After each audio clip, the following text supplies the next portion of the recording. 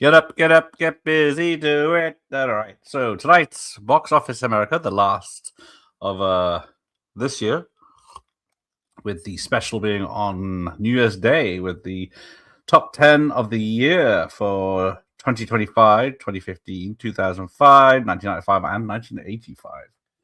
But tonight, it's the last week of December for those other decades, starting with 2015. We got 9 kids' films, 9 sequels, 9 comedies, 7 remakes, 2 animated, 1 Van Damme, 1 Sly, and 1 Star Wars tonight. So let's see who's here. Richard's here, and there will be a quiz at the end if you can be bothered to hang around about 80s and 90s films. See how many experts we got there. Rocky 4, says Franz, might be in the charts. Santa Claus the movie, it was not well, but yes. Josh is here. Good evening, Franz. And Mike's here. Movie fans here. Good evening. Jeff is here. Good evening. Yes, the only time we get Batman Forever is in the top 10 of 1995, but where in the top 10? Andy's here. Ian is here. He'll do well in the quiz at the end. Right, Mr. saying hello. It's hello. Yes, pretty sure that... there you are. It might be... I did have to cut that quite short. My quizzes are too hard. Well, what's the point? Otherwise, if I said, who was the star of Back to the Future? It's the DeLorean, of course. But there you go. If I did 80 slasher films quiz, you might get some of those. But, right, let's begin with 2015 and see... let's see if this is any good. Got to speed it up. Had to pause Stranger Things. The wife isn't happy. Oh, we're going to be on all-nighter with this quiz, so...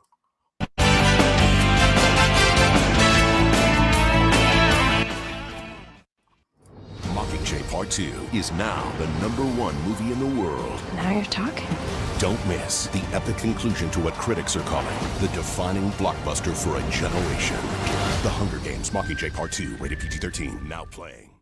It's now playing, but did it last that long? It did very well when it came out. It's dropped from 4 to 10 though this week. 1,800 screens. It made $270 million in its long run in the US, but it's only been out 6 weeks so far, so it's still got some legs, just not all the way.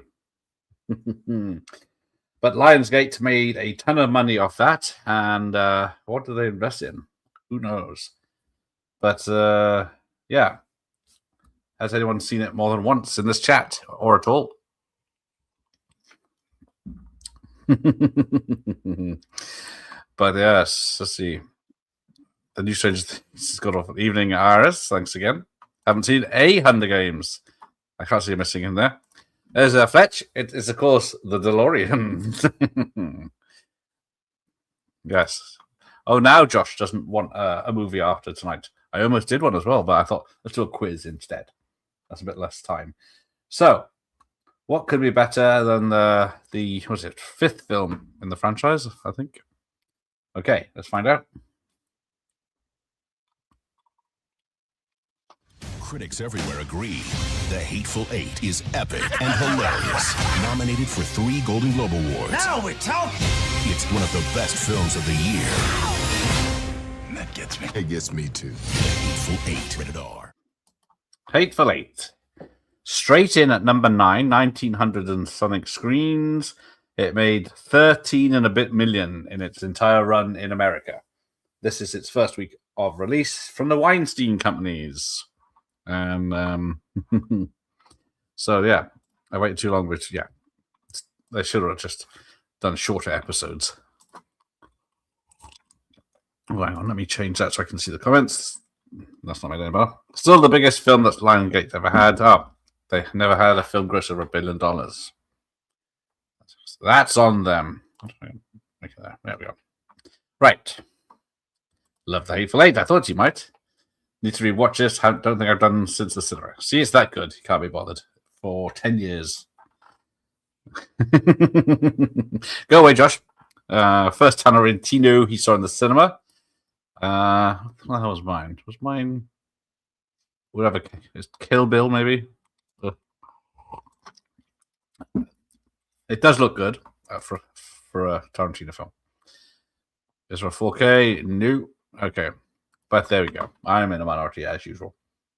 So, okay, we get to our first remake, I think, in the charts. Although technically Hateful Eight's a remake of every Western ever going, but all right. 3 crimes, 3 continents. I think they're connected. Identify these individuals and report back to me. You know how easy it is to lose perspective? Come with us. What side are you on?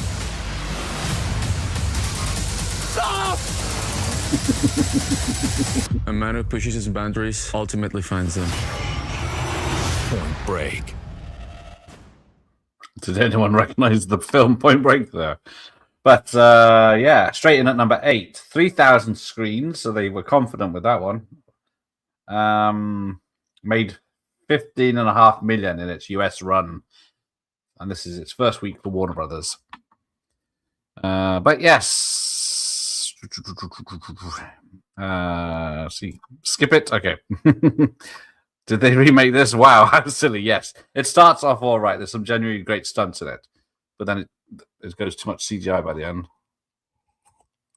Plus the story's wank as well. Never seen and not bothered to do so. The original is a classic. Yes, just put the original on. You do not waste your time with this. I think, yeah, it's in 3D as well as it was. London Lad, Delroy. Hello, Iris. I've never seen a duller action movie. Exactly. One of the stupid, pointless remakes no one remembers. Exactly. And then it made, for a big budget film, it made just 2 million more than The Hateful Eight, which was made for pittance. Solid ass. Not seen it, but can tell. Don't care much for the original. Oh, see? Should be called Pointless. Yeah, now you've upset Jeff. Josh. Doesn't say much. It's not one I watch a lot, but if I want an action film, Point Break is not one I go for. But let's have a look. Oh, you'll like this one then. Let's have a look at then straight in at number 7. Johnny Utah. They have to listen to us. This is bigger than they are. Based on the incredible true story. Of course it is. Nothing can bring you down. You have to keep going. We are in this together. Concussion. Don't even think I know anything about this one. Straight in number 7, 2,800 screens. Made 17.5 million for Sony Pictures in its run in America, but this is its first week. Let's see if anyone knows it. Pass. Okay. We'll skip this. It's a no from Andy Kaufman. Sorry, movie fan. I must have a concussion. I have no memory of this movie existing. Exactly. It came and went. Oh, Michael Myers never heard of it either. Based on a true story. How many true stories has he done? Okay, this next one was popular for a time.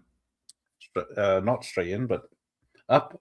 It's Armageddon. And everyone's walking around like they're in a Kenya video.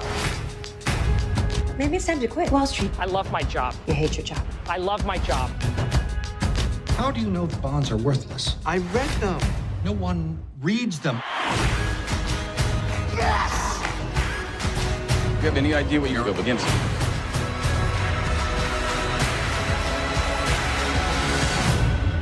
It's happening. The Big Short. Rated R. Oh, yeah. But yes, The Big Short. Back up from 9 to 6, probably because of Oscars. 1,500 screens. Only made 24 million on its release, though, for Paramount Pictures, and this is its 3rd week. I don't know if it was in the charts last time he did this, or it just came back in. Big Short is great. I did enjoy this. Yes, great film. Yes, good evening, Sean. Yeah. Good evening, Sean. Bad Boys 4 isn't bad. Same, Jeff. And then we're hating on Will Smith. So let's guess. Well, let's see. Number 6 that was. So let's see what the quiz is. Pens at the ready.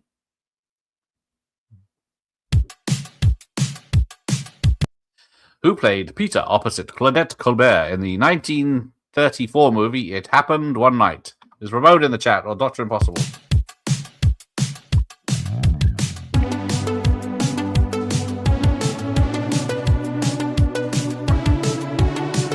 There we go.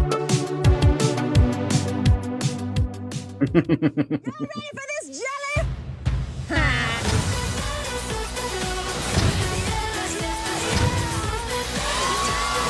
You're older than sister. No. Yes. Why would you say that? Your face. Oh. There you go. Sisters are doing it. Oh, hang on. We've got some names coming up there. I have to tick those for the CD. There, yeah. Right. So, Sisters, down from 3 to 5, 3,000 screens. It made 50 million on its release in America, which isn't bad for a comedy. And who said women aren't funny? I do love these two in Parks and Rec and 30 Rock, but this film wasn't that cop. But this is its second week on release for Universal Pictures. Haven't heard of Sisters. I prefer A Tale of Two Sisters, the horror movie. Smith. Oh, yep. No, never seen it from a Jeff. There we go. I can't say where I'd recommend it. Watch 30 Rock or Parks and Rec anyway. Or the second season of Parks and Rec. Right. So, oh dear. We got a new entry. A lot of new entries in this one. Let's see what this one is. Number 4. Grandpa's gonna come stay with us for a little while. Joy is sensational, brilliantly funny, and inspirational. Jennifer Lawrence is superb. I give these kids 50-50 odds. Everybody, have a good time. Joy, rated PG-13, December 25th. Yes, a lot of true stories tonight. So that's Joy, straight in at number 4, 3,000 screens, but it only made 28 million. For 20th Century Fox, this is its first week on release. Oh yeah, she was in Tourette's Woman from there. I fell asleep watching this one. I can't say I've seen it. I barely remember it. So many films I've never heard of. Exactly. This is only 10 years ago. Note from Andy Kaufman. Oh, yeah. Not Jennifer Lawrence. Not seen this one Mike one day, as I still need tons for my De Niro collection. That is true. It is a De Niro film, technically. In his time when he was desperate for money and would do anything. I should have invited him on back then if I'd had a channel. Right. It's not getting much better, but Josh will like this one. It's Oscar bait, exactly. This Christmas, what's on your wish list? Going to Miami! Shake your body, baby, do that conga. No, you can't control yourself any longer. Get our Speedos! No Speedos.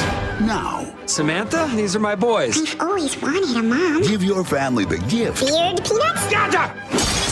Nailed it! that keeps on giggling. We'd like to accept partial responsibility for all the trouble we've caused. 60-40 on us. 70-30? Alvin and the Chipmunks, The Road Chip, rated PG. Now play. Yeah, there we go. That's the level we're at here. Daddy, not there. That's not number 2 to 3. So only dropped one place. 3,700 screens. What is this? This is the 4th one. 55 million it made. So probably the last. 20th Century Fox. This is only 2 weeks on release. This is the animated film for the Christmas of 2015. Hey, Ramon's here. You missed the question. And I can't go back. Haven't seen it, can't judge. I saw the first Alvin movie, but didn't know they made 4. Yes, you're very lucky. I like the animated show in the 80s. They do great on me. Yeah. De Niro was desperate for cash. If you slow them down, do they slow them up? I'll have to try that if they sound normal. Actually, yeah, he must do. 4. Okay, he's only seen clips. There we go. I remember my niece made me watch one of these films. Oh, poor friends. I haven't seen any of them. They look terrible. The Spartans would have despised us. Yep, that's us. That's the level we're at. Okay, let's get past this one quickly. Right. Did you do another drawing of our family? Being a stepdad is hard. Am I wearing a baseball cap? That's Poop. But it's about to get worse. Holy. I'm gonna prove to you that I'm the best. Looks like we got ourselves a dad off. Well, it's goodnight tickles. Good night back scratches. Hey, who wants $20? What? What's this? Playoff tickets. Freddy's the coolest. I'm bad. This one's for Dylan and Megan, but nothing but net. Daddy's Home. Rated PG-13. I don't mind that one, but there we go. Shite. It is shite, but straight in at number 2, Daddy's Home. 3,200 screens, 65 million it made, hence the sequel, the Christmas version. This is its first week on release. Shite, there you go. Gibson's in the second one, the Christmas one, where he's Mark Wahlberg's dad. This one is okay, but the sequel more because of John Lithgow. He's Will Ferrell's dad. Yes, the dads are better in the second one. But if you want to see John Cena sing Don't They Know It's Christmas, watch the second one. He is often very missed. I did watch that Mel Gibson directed Flight Risk the other day. It wasn't very good. Daddy's Home sounds like a horror. Or one of those films I have to use a VPN for. Nope, from Andy. Okay. Does Wahlberg play a blinder? Oh, no. I should watch it so I can check out the sequel, Mel and Lithgow, but I found a Ferrell or Wahlberg. You don't have to have seen this. It's just the second one. It's just, yeah. Will Ferrell's the dad, Mark Wahlberg's the stepdad, and they're going away for holidays. Done. Yeah, very hit or miss. Oh, he's really seen him in Elf. Did watch Elf this weekend. So what could be the number 1 film for Christmas 2015? It is...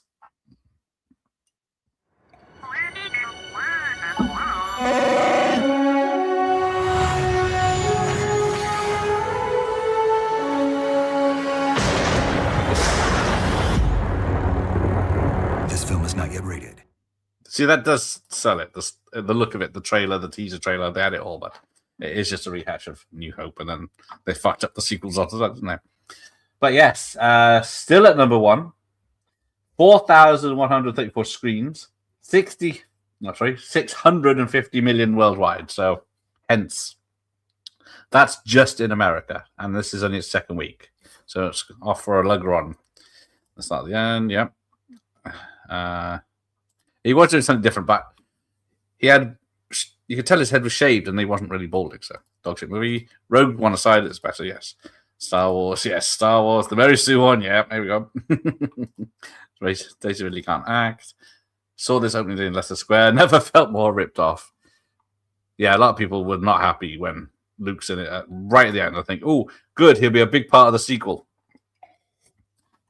Right. Let's get back to it. Well, I was going to say a better year, but let's answer the question first. See who got it right. I think it was Ian and Josh. It was Clark Gable. Nice one, Ian. Right, so now we're on to the top 10 this week in 2005. Could it be better than that? I'll tell you now, it's not.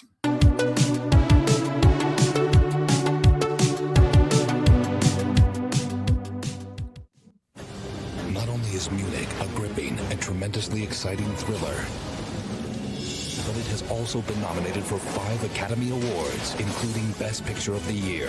2 thumbs way up for Munich. Rated R. Now playing. That is a great film. I do like that one. I've watched it a few times. I've seen it 3 hours as well. 532 screens it was released on. Straight in at number 10, though. But it only made 9.5 million on the 9.5 million in its US run, which is crazy for a Spielberg film. And this is its first week on its release. But yeah, it's a good film. It's 3 hours long, yes.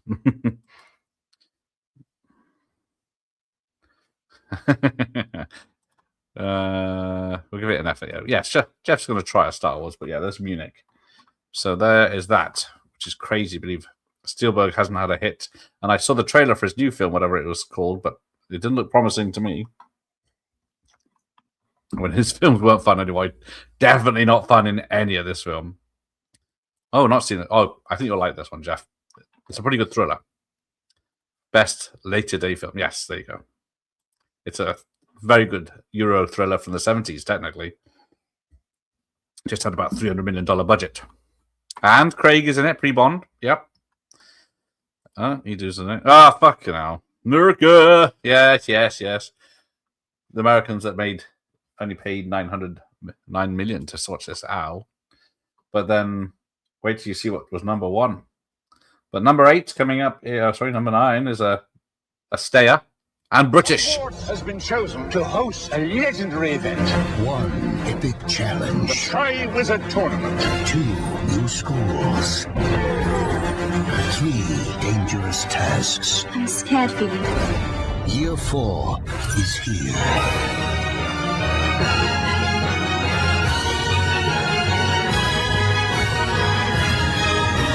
Harry Potter and the Goblet of Fire, rated PG-13, starts November 18th. There you go. It does start 18. Right, so down from 4 to 9, though. So a lot of stuff coming in ahead of it. More Oscar contenders. 2,400 screens. It made $270 million in its run. So this is the 4th film in the franchise.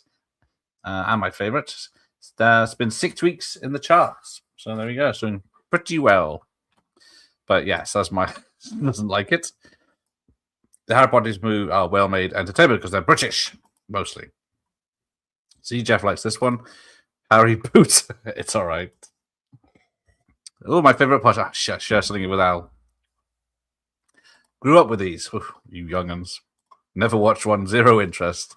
They get well. The middle one's all right because they're not little kids and they're not moody teenagers. So, but there we go. Big hitter. So yeah, this is the biggest film on the hit list. But some of them are newer. So. I've been doing something bad. I've been pretending to be mentally challenged so I can fix the Special Olympics to make money off of it. Something's missing. You should drool. Bye, Uncle Gary. Johnny Knoxville is The Ringer. I will definitely bring protection. Rated PG-13. Starts Friday, December 20th. It doesn't make the film look good, but it's a very good film. It's got a lot of heart in it because I think it's the Farrelly brothers, isn't it? But yeah, he pretends to be special needs to get in the Olympics or local Special Olympics. But yeah, straight in at number 8, 1,800 screens, and made $13.5 million in the US. Ringer is fun, yes. There you go. Not seen this one in years. Oh, haven't heard of The Ringer. Good to see a bunch of new films in these lists. There you go. Me either. No one's seen it. Oh no! Don't start. He doesn't do it. I don't know where to get those clips from. It's not that much. I can't say it's hilarious, but it's got a lot of heart. So, but there we go. Well, failing that, have this. So you want to know what happened between your mother and me? And you and my grandmother. Get me a copy of The Graduate. What happens when the hottest rumor in town... It's my family, Jeff. We are the Robinsons. ...turns out to be... Oh, my God! ...your family's biggest secret. Grandma, you're Mrs. Robinson. You don't know that. Jennifer Aniston, Kevin Costner, Shirley MacLaine, Mark Ruffalo. Son of a... Oh, jeez. Rumor has it. Rated PG-13. Starts December 25th. Oh, that's a Rob Reiner film as well. There you go. So, the rumor has it, straight in at number 7, 2,800 screens, made $15 million in its run in America, and this is its first week on release for Warner Brothers. I've never seen it. I didn't even know. I knew she was in it. I didn't know the others were in it. Haven't seen it. The Last Stand Knoxville's good in that, and I guess Dukes of Hazzard, but he's definitely not the character. Never bothered to see this. No. Oh, Jeff has seen this one. There you go. Date movie. I See Ruffalo, yep. Before he was famous. It's okay. I can imagine it's okay. Decent one. Yep. They pass me by, and I do like Costner. He is doing some comedy in there, so it might be all right. Oh, Last Stand is decent. Not this one. Right. It's not going to get any better. It does. Yeah, the connection's a graduate. I didn't know that. A time for loving, a time for giving, a time. They're gonna love you. For family.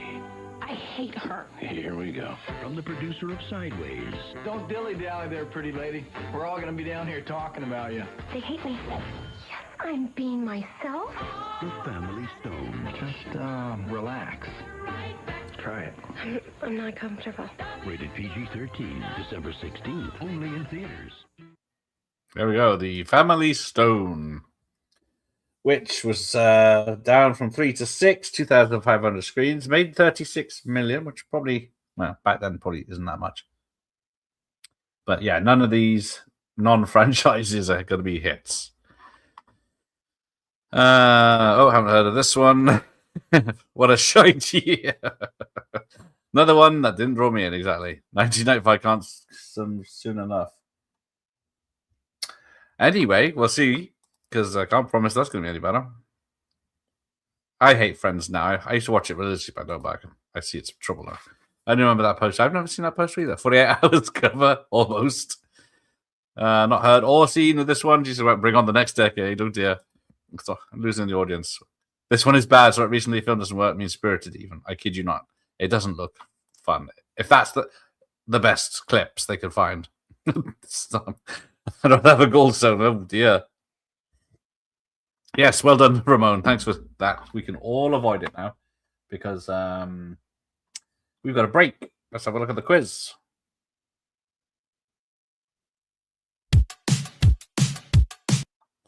In which Coen Brothers movie does Jeff Bridges star as the Dude?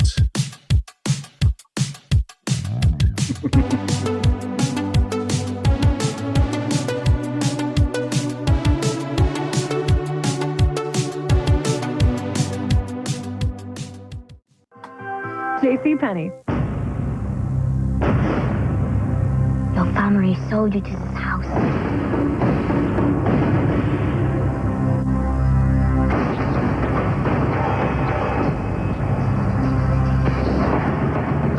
We do not become geisha to pursue our own destinies. I want a life that is mine. Memoirs of a Geisha. Rated PG-13 in select cities tomorrow. Here we go. Memoirs of a Geisha.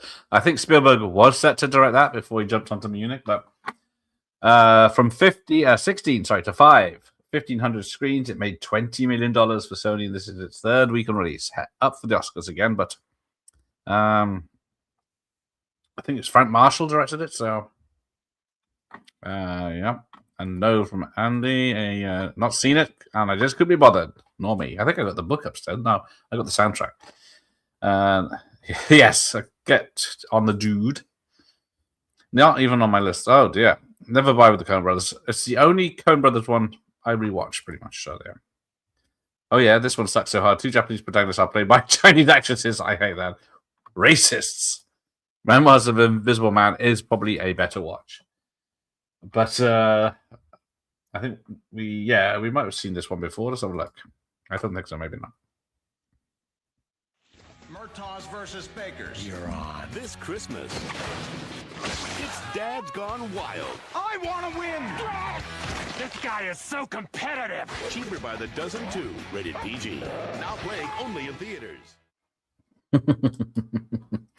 Yes, cheaper by the dozen. 2. Thank you, Franz. It's another no. Not seen this either. Okay, so I haven't seen either on this. This is the second one. Up from 8 to 4. So it's come back up the charts. 3,100 screens. 35 million it made. 36 technically for its US run. And it's only got 2 weeks on release so far. So might see it again next year. I love Steve Martin, but no. Even his Pink Panther's a tough one. No. I had to watch Jupiter to us. I was interviewing someone involved from these films. Oh, yeah, you lucky sod. Was it at least Steve Martin or Eugene Levy? This, but not Big Lebowski. Oh, dear. Yeah, he was another one like De Niro. Murders in the Buildings. I do enjoy, but it's been going on far too long now. This one, that's it. I knew it was a remake. There you go. Clifton Webb of the 50s. Thank you, Ramon. You forgot. Right. Let's have a look. So the next. So this is this one's the biggest one that isn't a franchise, but it is a remake. He has a loving family. Just remind him to be a little less vocal. And a promising career. What's going on? Until his company sold him out. We may be in a little bit of a pickle, Dick. But this Christmas... What have you been up to since Globodyne went under? The fun has just begun. Fun with Dick and Jane. Give me your mic. Dick? You, remember Jane? Hi, Garth. Rated PG-13. Welcome to Florida. May I take your order?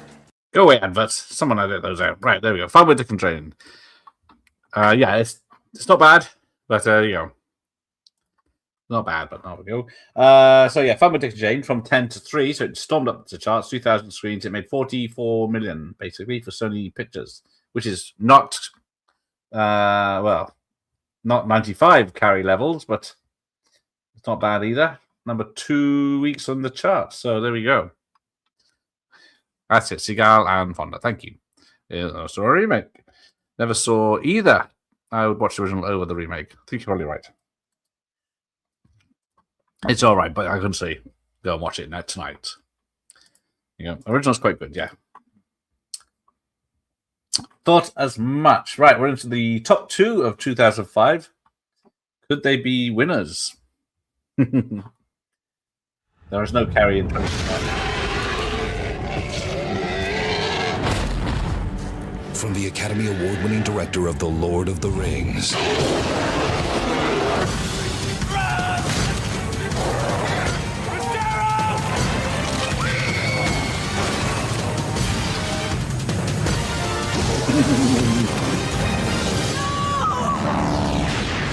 King Kong. This film is not yet rated. It starts December 14th. King Kong, or King Dong, right. So used to be number 1, it's now number 2, 3,500 screens. It made 142 million in the US. So it probably wasn't as sizable. It's another one that was bloody long. So yes, more shite. Yeah, there you go. Very long. This one, too long. It is too long. It does not need to be, I think it's like 2.5, maybe longer hours. Oh, Drive has seen this one. The original was impossible to find when the remake came out, so I didn't bother seeing the remake. Oh, dear. There is a video game, yeah. I haven't played it, though. CGI and people screaming, pretty much, yeah. I thought it was okay, but the original is the classic, yeah. It was just, like, too long. It took, and then the effects do not hold up. Yeah, I saw it in the cinema. I think I watched it once since. Reminds me of HD DVD. I don't know which. I don't think I have it on HD DVD. I've got a couple of those. Never did it to me. I love the one from the 30s and the 70s. Of course, yeah. King Kong in the 70s, a remake, and King Kong Lives in the 80s. Isn't the 80s one with Sarah Connor in it? There he is. There's the doctor. This is worse than having to be subject your butthole to clonic irrigation. Hollywood be damned. And this is 2005, so things have not improved. Carry at number 1 again, maybe. Not in... Actually, spoilers, there's no more Jim Carrey tonight. Best work by Jackson. Probably his early horror work. Yes. Since The Lord of the Rings, he hasn't done much. I don't think Jim Carrey's in anything else. No. He did summer films in the 90s. Lost interest after Brain Dead didn't make... Oh, I love The Frighteners when it came out, but I've soured on that since. I'd rather watch the King Kong 76. Can't blame you. Right, so what's the number 1 film for Christmas 2005? I hear you all saying. We should be. This Friday, Narnia arrives, and critics are hailing it as the most incredibly exciting blockbuster of 2005. Take them. It's truly spectacular, absolutely thrilling, and one of the year's best films. Hang on! 5 stars, a magnificent story destined to become a classic, and Ebert and Roper give it 2 thumbs up. Are you prepared for what awaits you? The Chronicles of Narnia. I am. Rated PG. See it Friday. Yes, The Chronicles of Narnia. They never actually finished all the books, did they? But 3,800 screens was at number 2, is now number 1. This one made 192 million in America alone. So hence the sequel. So this is the only Disney film in the list today. Yep, this crap. This was massive at the time. Didn't see it. I think I saw the first one. Actually, I don't know if I saw it in the cinema. I can't remember. Oh, I watched this too. I was interviewing the guy that played Peter. See, that's nice. Lord of the Rings is a decent adaptation, but I think it's overrated. The CGI already looked outdated. Yeah, another one's 12 hours for 3 films. Yes, Ian, tell us about your interviews. So that was 2005. So everyone remembers that list, doesn't they? What stood out? Okay. Let's go to the quiz, and then we'll get to 1995. Not the quiz, the answer. So, yes. Well done.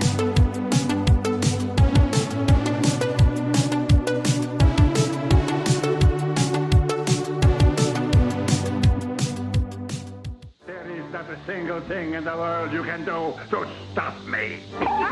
His name is legendary. Dracula. And his power will leave you breathless. From director Mel Brooks. You're eating insects right from the ground. I don't know what you're talking about. Leslie Nielsen.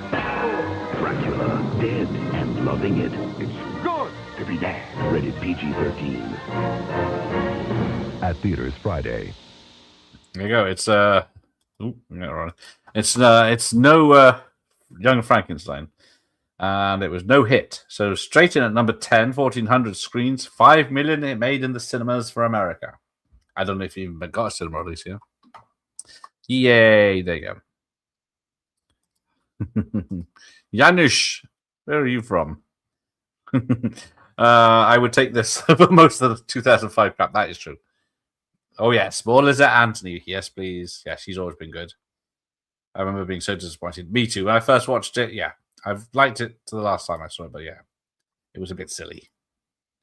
Bought this in Germany 2 years ago. Wanted to complete Brooks' work. Luckily, he hasn't actually directed that many films. So he's an easy one to do, but yeah. This is probably the last time we'll ever see it in any charts. Same with this next one. Straight in at number 9. From Walt Disney Pictures. They think I'm dead. The original Bad Boys are back. Tom and Huck. Look out!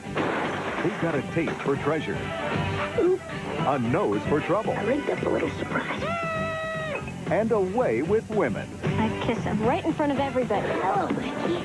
Jonathan Taylor-Thomas and Brad Renfro in the Disney movie event of the holidays. Tom and Huck, rated PG. Starts Friday, December 22nd. It's Tom and Huck. Or Huck. The original comedy event. Oh, dear. So, yes.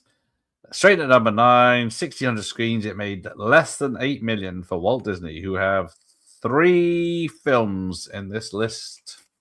And one of them made money. Right. So, yeah, the fuck is this? Poor Brad, yes. Didn't have a good time, did he? Never heard of this one, not seen it, but yeah. Okay. Yes, I was just going to say, I recognize the name. It is Joey Boswell from Fred. He did a few American films in the 90s, but I can't remember what they were.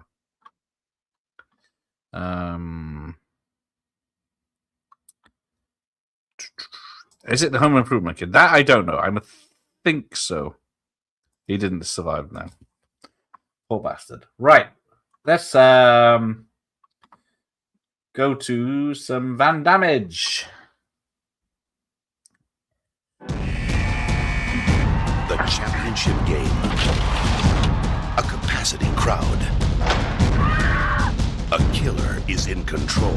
What do you want? $1,700,000,000. But one man stands in his way. I know where the bombs are, so I know where you're going. Then come and get me. Jean-Claude Van Damme. Yeah.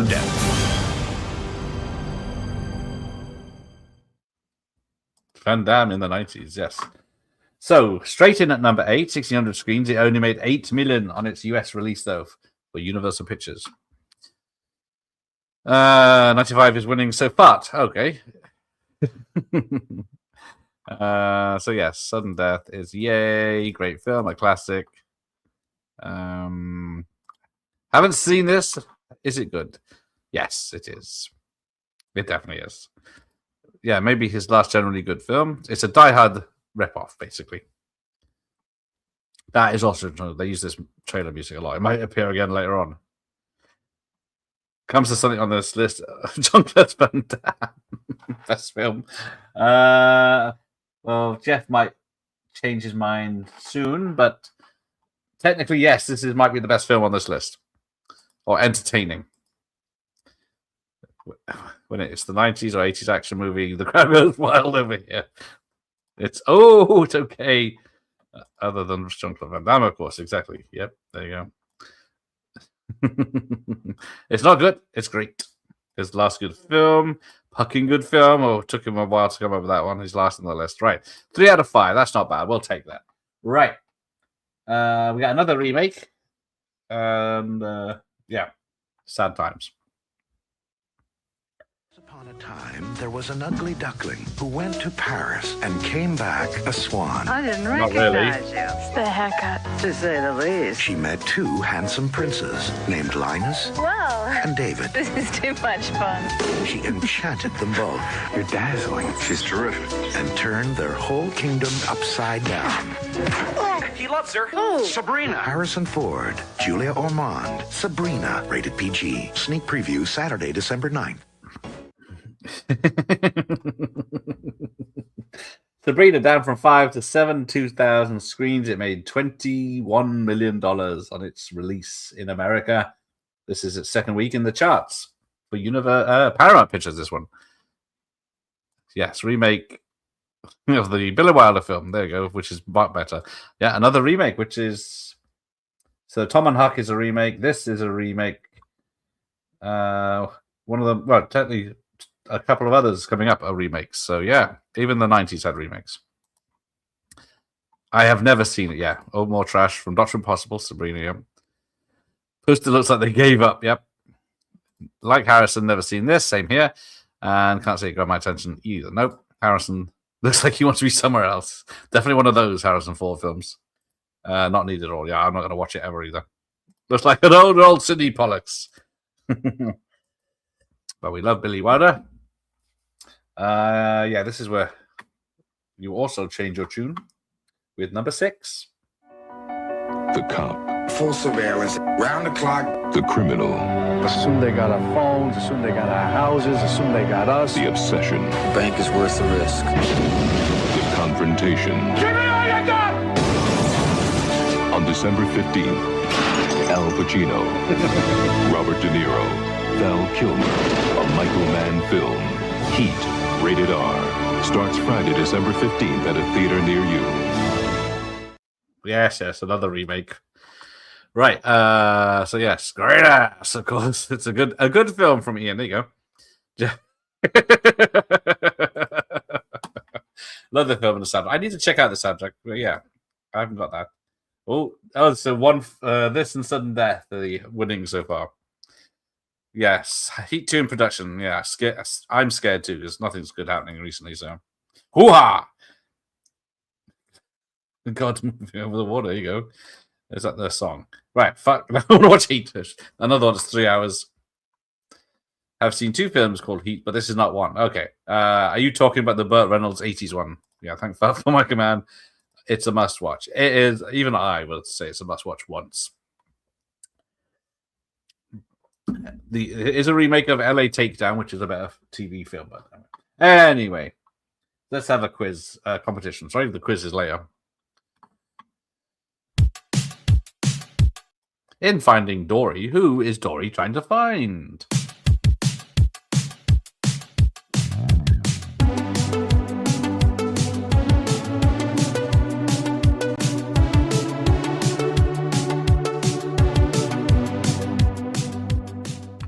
The #1 comedy in America is Father of the Bride, Part 2. Well, wow. Congratulations, Gramps. It's better and funnier than the first. I'm okay. I can handle this. Can you? 4 stars.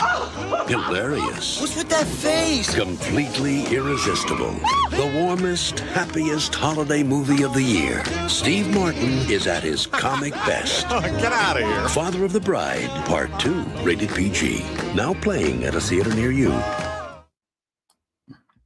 Another remake, a sequel to a remake. So yes, love this one. Silence from everyone else. Exactly. Everyone else has seen it. Right. So down from 4 to 5. Father Bride Part 2, 2,000 screens. Made 40 million. So it's not bad. Number 3 weeks in the charts. So not bad. Disney can do one. There you go. Love this one. So yeah. No one else is even commenting. It's so good. He just stopped caring. Well, did he just... Yeah, probably.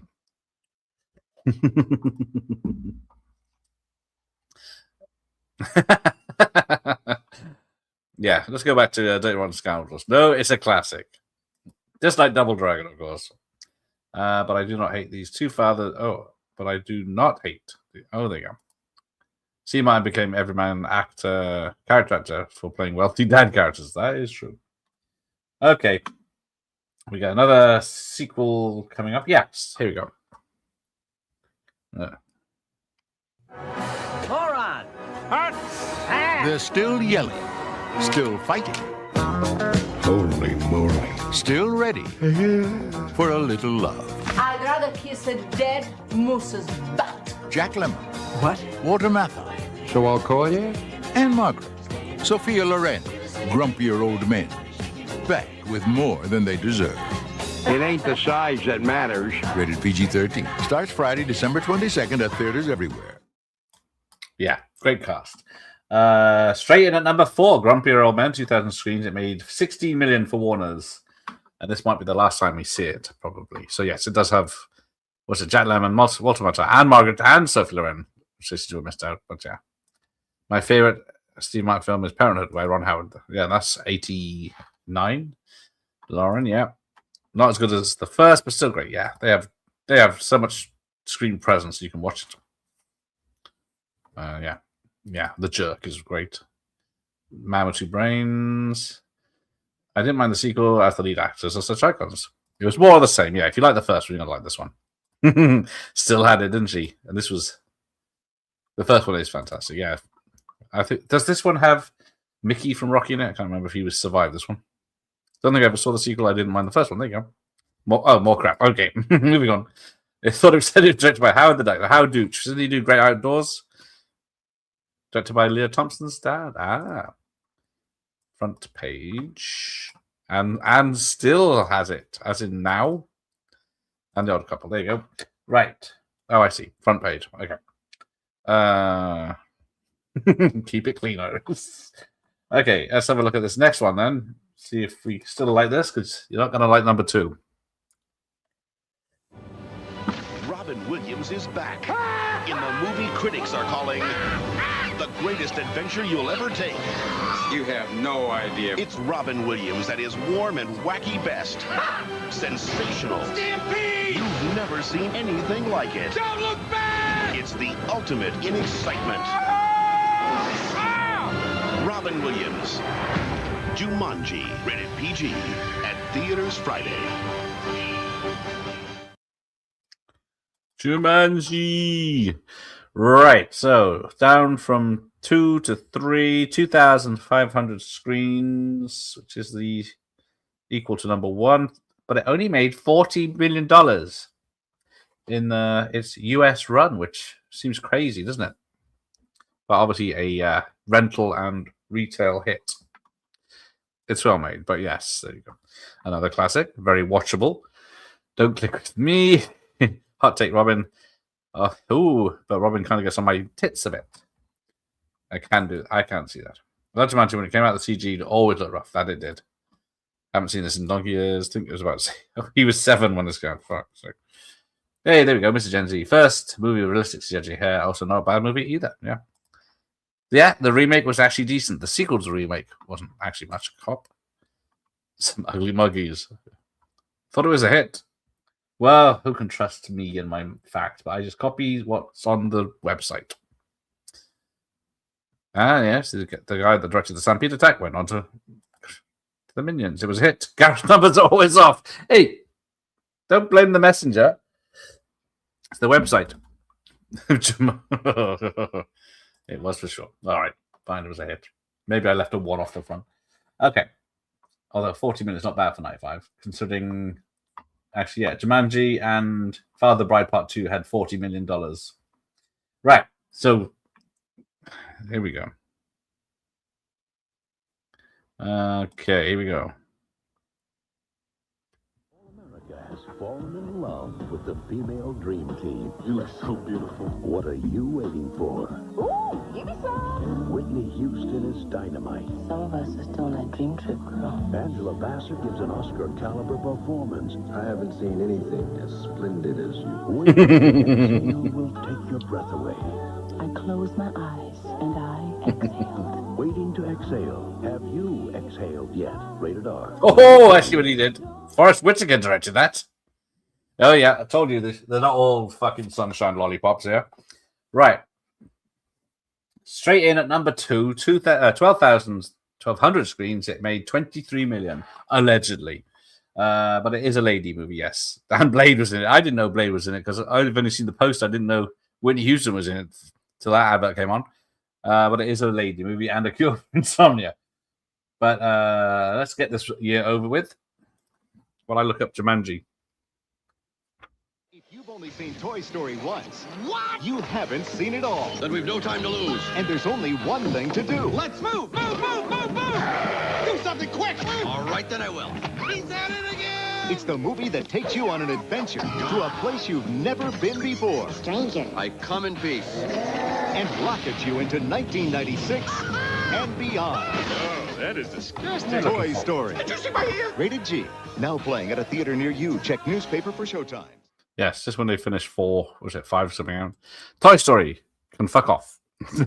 Okay. Jumanji's not in my book because that's from 1991. Right. Okay. For part 2, Toy Story was very impressive. Stone Cold Classic, 85 time. 85 is going to win. I told you. 95 can do one. 2 is the better one. You cannot hate any of these movies. That is true. If you've seen them. Right. Let's see the answers to the question that I think Josh got. Close enough.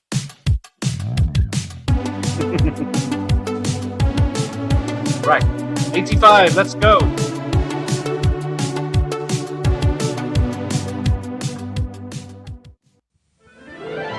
Was it Professor Plum, Mrs. White, Mr. Green, Mrs. Peacock, Miss Scarlet, or Colonel Mustard? I'm only a dinner guest. With a knife, a gun, a pipe, a candlestick, or a rope.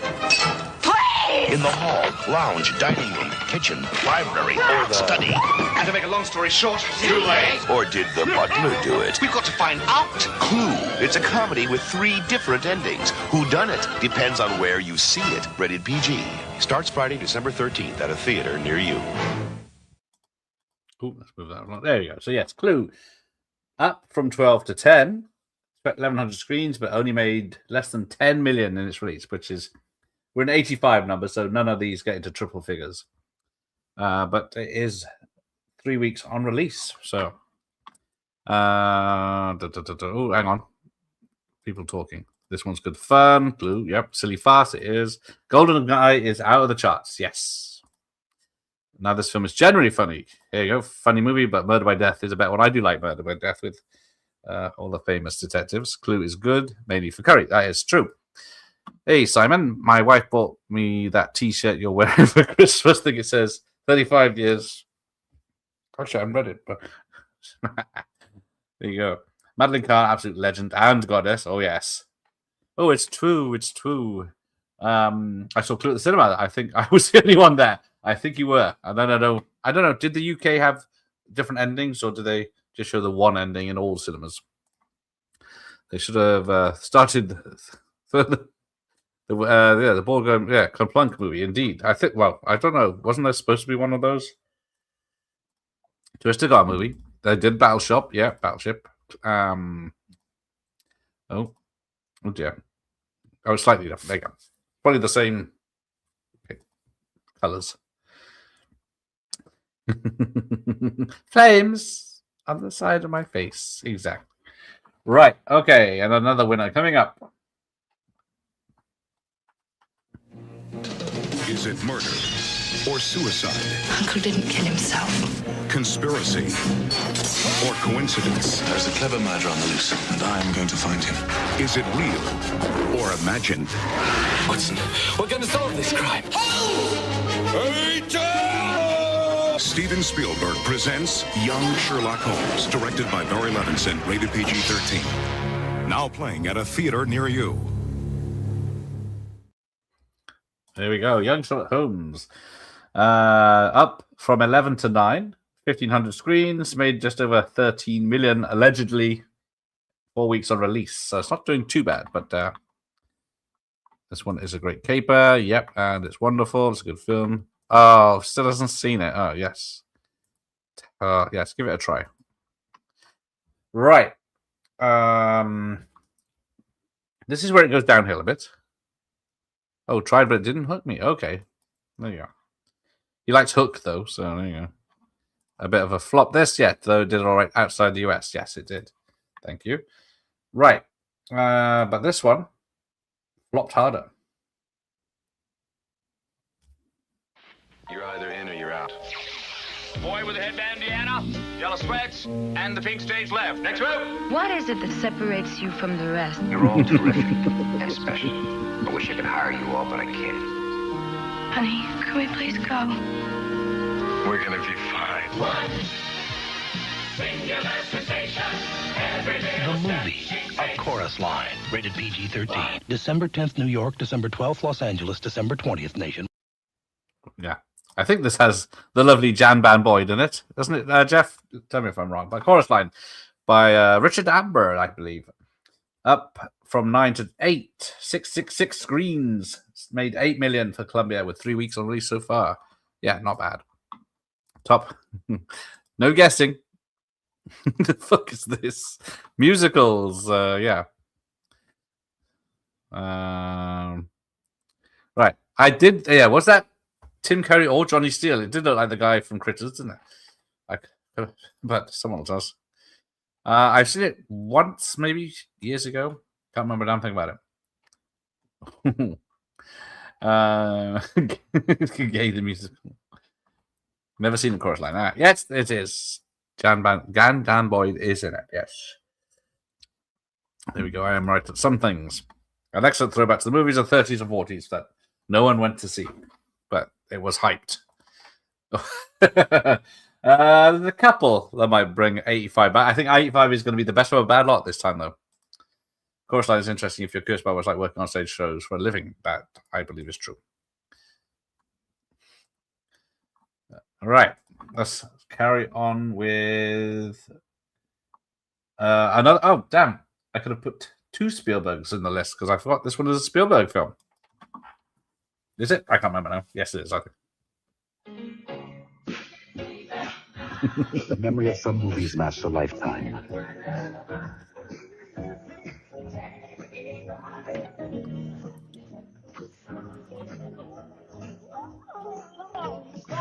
Share the story America loves. Share hearts with the color purple. Color Purple. Rated PG-13. Now playing at a theater near you. Oh, now I've done it.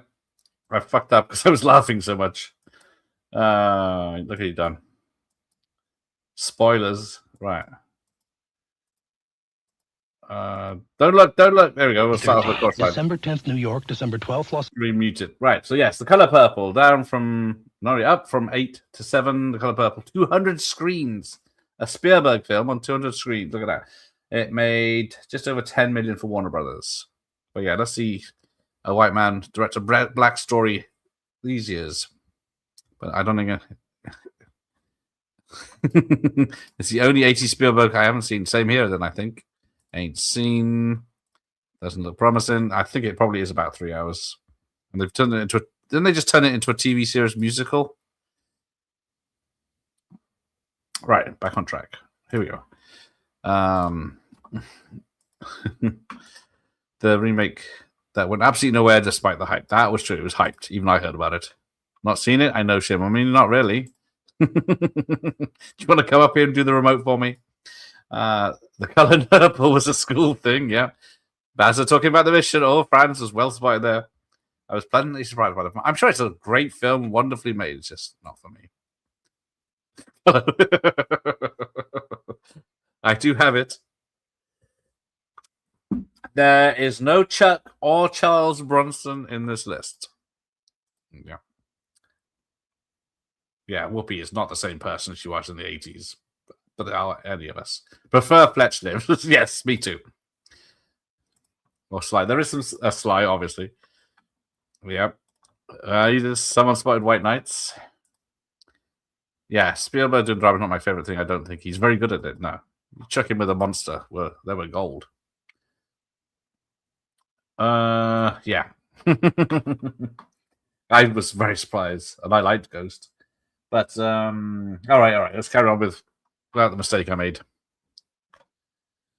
From Walt Disney Pictures, it's 101 adorable puppies. 101? And one wicked woman who will stop at nothing to get them.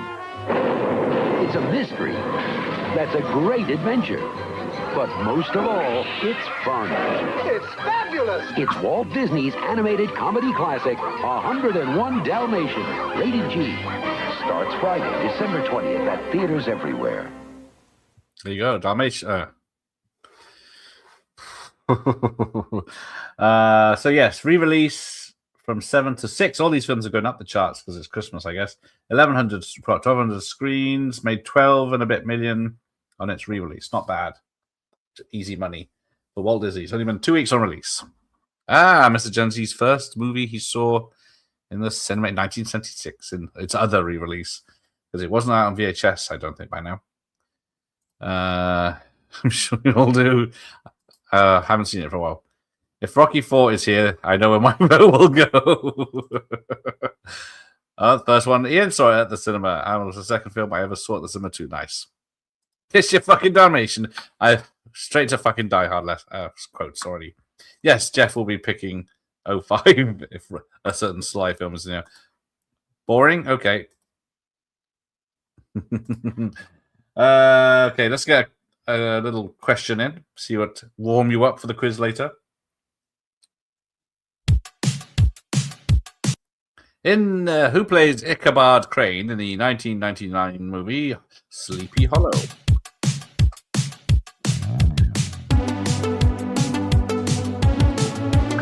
Right, top 5.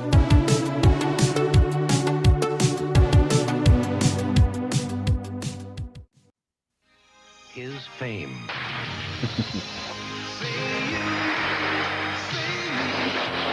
His courage. Their struggle. I won't let them destroy you. To get back home. Then we're going with you. One hope. One chance. White Knights. Rated PG-13. Now in select cities. Starts Friday nationwide. It's an odd film, but it was good to watch once. I did see it last few weeks ago when I started making this. But I don't think I'd ever watch it again. But it's up from 6 to 5. White Knights, 1,000 screens. It did make 26 million on its release. I remember being on a lot of the trailers, RCA tapes back in the day. But yeah, 6 weeks on release, still in the top 10. So there you go. Right. Oh, Michael Mars refreshed tonight. Well done. Hadn't missed half the stream. Yeah, Ian is a quick typer. Great song. Maybe I'll watch it. It's one of the. I don't remember the song being in it, so it might be at the end, or I miss hearing it. It's a shit cover. It is a shit cover. I don't know what that's supposed to be. Yeah, dancing in the snow, I guess. But I always thought it was dancing on the clouds, but they're in the background. It also has Separate Lives by Phil Collins and Marilyn Martin, if I'm not wrong. Oh dear. Directed by Helen Mirren's husband. That's why she's probably in it then. Only a small part. Parents strongly cautioned with parents nearly arrested. Could be. Ooh, what's he doing on his phone? Right. Great film, but the film is average off. Yeah, It's a bit stupid, the ending. Right. So that's number 5. What's number 4? Have we seen this before? Yes. Spies Like Us. The Men, Chevy Chase, and Dan Aykroyd. The Training. Piece of cake. That's a coffee? That's a good idea. The Mission. Every minute you don't tell us why you're here, I cut off a finger. My ears. Kids today don't get much finger training in the cinemas. Dan Aykroyd. Spies Like Us. Rated PG. Starts Friday, December 6th at a theater near you. Right. So there we go. Spies Like Us. Pretty big film. This one actually fell 3 to 4, 1,700 screens, 40 million for Warner Brothers. 4 weeks of release, doing quite well. Yes, Taylor Hackford. Yes, exactly. Right. I was excited to see Spies Like Us in the 80s, but then I watched it. It wasn't all I hoped for. It's not hilarious, but it does have Vanessa Angel in states of undress. Not enough undress, but still states. Yes, good, but Aykroyd, Chase, and Landis have done better. That's true. Austin Milbert, yes, that's him. All right, let's see this next film. Emmett Fitzhugh, well done. To fear, he was a stranger. To adventure, he was a friend. To the people, he was a legend. To her, he was everything. When the gods want to punish you, they answer your prayers. Robert Redford. Meryl Streep in a Sidney Pollack film, Out of Africa. Now playing at a theater near you. Consult your local listings.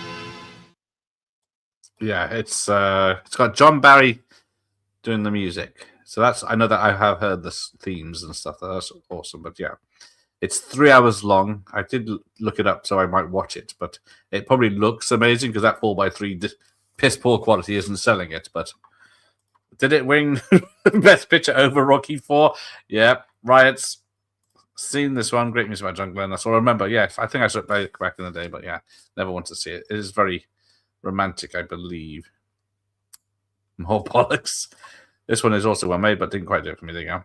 Even Ramon doesn't like it, and he likes the art ones. I don't. Yeah, I think I'm going to be the same if I watch it 3 hours. Yeah.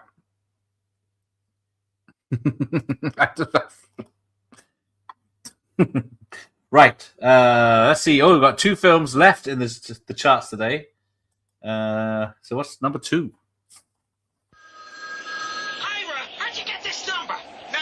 And it's not To Live and Die Die. Fuck's sake, amateur hour. We're romancing a new kind of stone called the Jewel of the Nile. I can't talk anymore. I think somebody wants to use the phone. Look, I gotta go. And if I gotta go, you gotta go. The Jewel of the Nile. Rated PG. Now playing. Yes. Look at that. That's a poster. Right, so Jewel of the Nile still at number 2, 1,500 screens. It made 34 million, so not the biggest hit that Romancing the Stone was. But right, good film. This one, oh, he likes this one. Good. Who's gonna say? Oh, right. This one is okay, but it's there you go. This one's okay, but it's no Romancing the Stone. That is true. That's not Peterson. Yeah, some idiot didn't check this. It was Josh's fault. Rocky IV at number 1, surely. Ooh, well, yeah, silly Billy, that's me. LA, it's a bit different tonight. Right. It should still be in the charts for the quality, but yes. The Jewel in India's Passage, A Painful Passing. Isn't that Lenny Henry's jokes? It's not as good as the first one, but splitting them up. They do that, was it, in the sequel to Zorro they did. Legs Akimbo. Yeah. What do you mean you got in trouble for me? Because there's still another hour left. Yes. All right.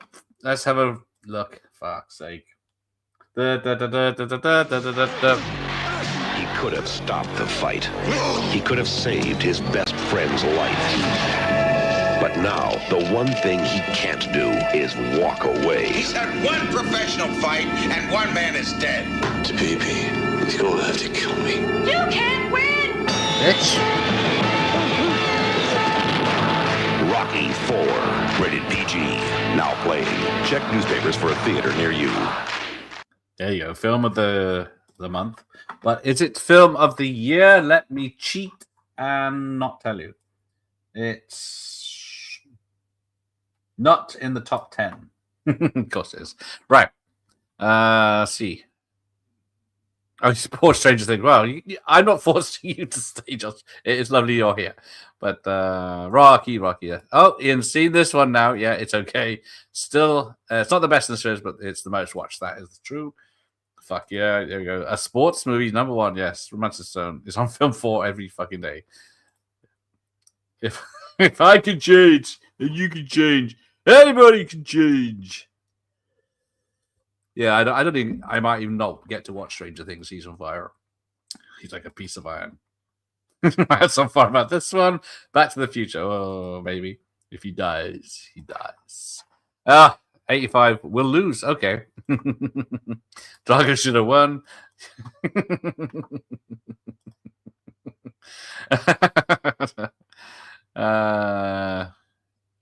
Oh, there you go. Right, so yes, Rocky's still at number 1. Yada. 6 weeks on release already, still at number 1. That's a film and a half. So, let's go back. 1985, number 10, Clue, 9, Young Sherlock Holmes, 8, Chorus Line, 7, Color Purple, 6, 100 Dalmatians, 5, White Knight, 4, Spies Like Us, 3, Out of Africa, 2, Jewel of the Nile, 1, Rocky 4. 1995, Dracula Dead and Loving at 10, Tom and Huck at 9, Sudden Death at 8, The Brainer at 7, Heat at 6, Father Bride 2 at 5, Grumpier Old Men 4, Jumanji 3, Waiting to Excel 2, Toy Story at number 1. 2005 had Munich at 10, Harry Potter, Goblet of Fire at 9, The Ringer at 8, Rumor Has It at 7, The Family Stone at 6, Memoirs of a Geisha at 5, Cheaper by the Dozen at 2, Cheaper by the Dozen 2 at 4, Fun with Dick and Jane at 3, King Kong at 2, Chronicles of Narnia at 1. Where 2015 had Mockingjay Part 2 at 10, Hateful 8 at 9, Point Break at 8, Concussion at 7, Big Short at 6, Sisters at 5, Joy at 4, Alvin and the Chipmunks Road Chip at 3, Daddy's Home at 2, and Star Wars Episode 7, Force Awakens.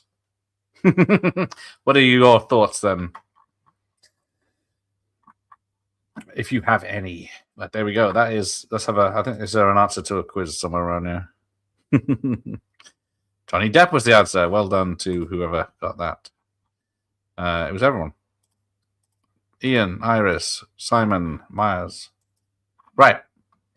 So there's that. Now we get into what happened in 85 and 95 now. 15 wins. There you go. There you go.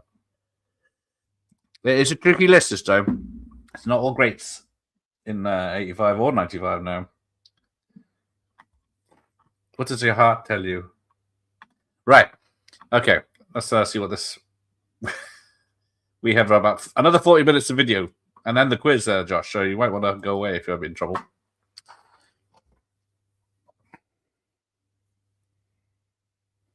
Here's a look at what's at the top of the current video charts.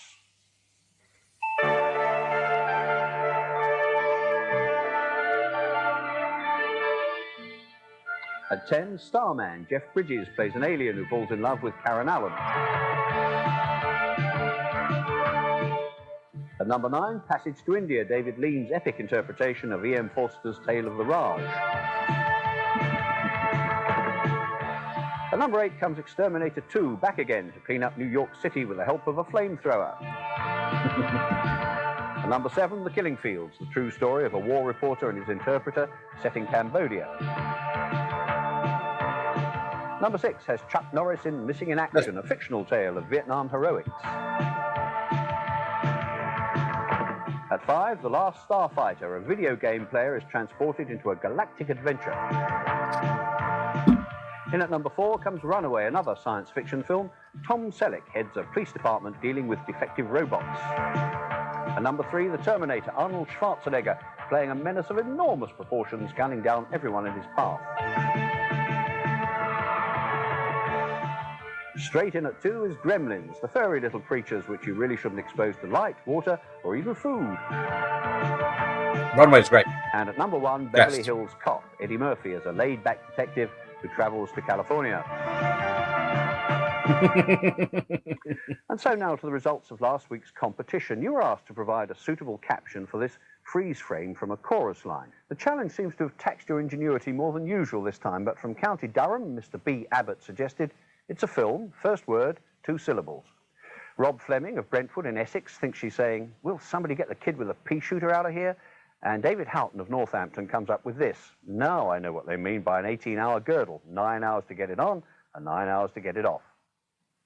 To Mr. Houghton goes this week's prize of 2 tickets to the London premiere of A Chorus Line, 6 new videos, Ghostbusters, Beverly Hills Cop, Amadeus, The Killing Fields, Alfie and Gremlins, and a Film 85 sweatshirt. Well, there'll be no freeze frame this week because we're going to come back with a brand new competition in the new year. But at this point, in what is the last regular programme of 1985, I thought you might like a preview of some of the films that will be coming your way next year. Paramount among them are 3 British pictures whose success or failure at the box office could be crucial to future production in this country. They are, in alphabetical rather than any other order, Absolute Beginners, a 1950s musical directed by Julian Temple and starring a couple of unknowns, Eddie O'Connell and Patsy Kensit. The Mission, a David Putnam production directed by Roland Joffe and starring Robert De Niro, and Revolution, directed by Hugh Hudson and starring Al Pacino in a story of the American Revolution. All bombs. And what these 3 films have in common is that they've been financed to the tune of umpteen $1 million by Goldcrest, the most adventurous and ambitious of British production companies. So far, so good. But it has been said somewhat gloomily that if 2 of these 3 pictures should go down the toilet financially, Goldcrest will go with them. And that's a thought to conjure with as we flip through previews from each of them, bearing in mind that we're not necessarily seeing the finished version.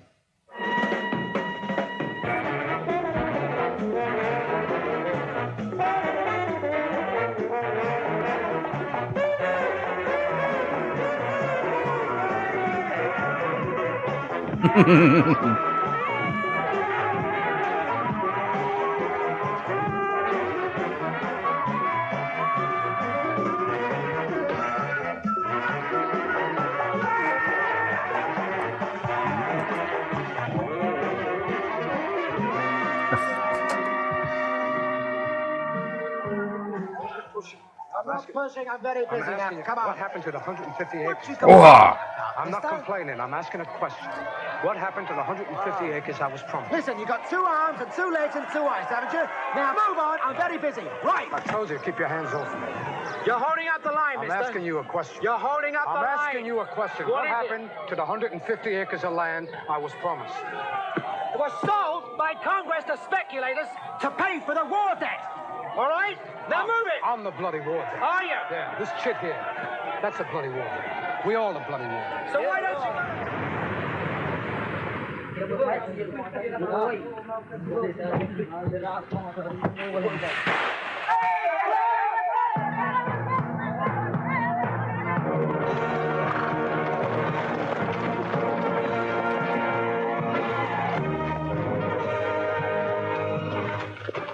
What do you want, Captain?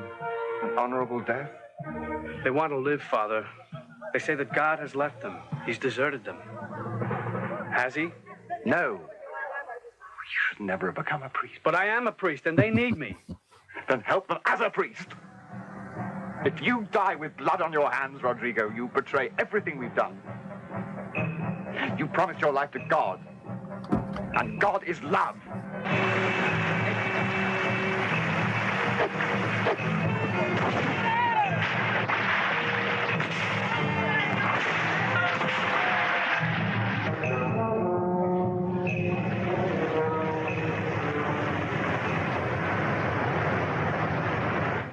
Well, they all seem rather promising, but perhaps we should still keep our fingers crossed that at least 2 of them will turn out to be smash hits. On the American front, where money is much more readily available and it needs a positive Titanic of a movie such as Heaven's Gate to sink a studio, the immediate future is looking pretty bright. Among the pictures that will be coming soon are, for instance, White Nights, which stars Mikhail Baryshnikov as a Russian ballet dancer who defects to the USA only to find himself back in Russia as a result of a plane crash. The kind of idea that would probably induce screaming nightmares in the likes of Mr. Baryshnikov and such fellow defectors as Rudolf Nureyev. Then there's Out of Africa, directed by Sidney Pollack and starring Meryl Streep and Robert Redford in a tale of the colonial days of East Africa. And we have a thriller, Target, that teams Gene Hackman with Matt Dillon in an apparent attempt to attract every possible age group. But the first box office blockbuster on its way is undoubtedly Rocky IV, in which Sylvester Stallone, fresh from wiping out the entire Vietnamese army in Rambo, climbs back into the ring to take on a Russian Superman, played by a 6'6" Swede named Dolph Lundgren. Considering that Mr. Stallone can't stand more than 5'7" tall, you might think this is a mismatch. But even though I've not seen the film, I'm prepared to say now that anyone who puts his money on Mr. Lundgren is either a committed communist or an idiot. However, here's a preview of each of those films. Balboa has taken Ivan Drago's best punches so far. He's tired, he's bleeding, but he's on his feet. He's on the line.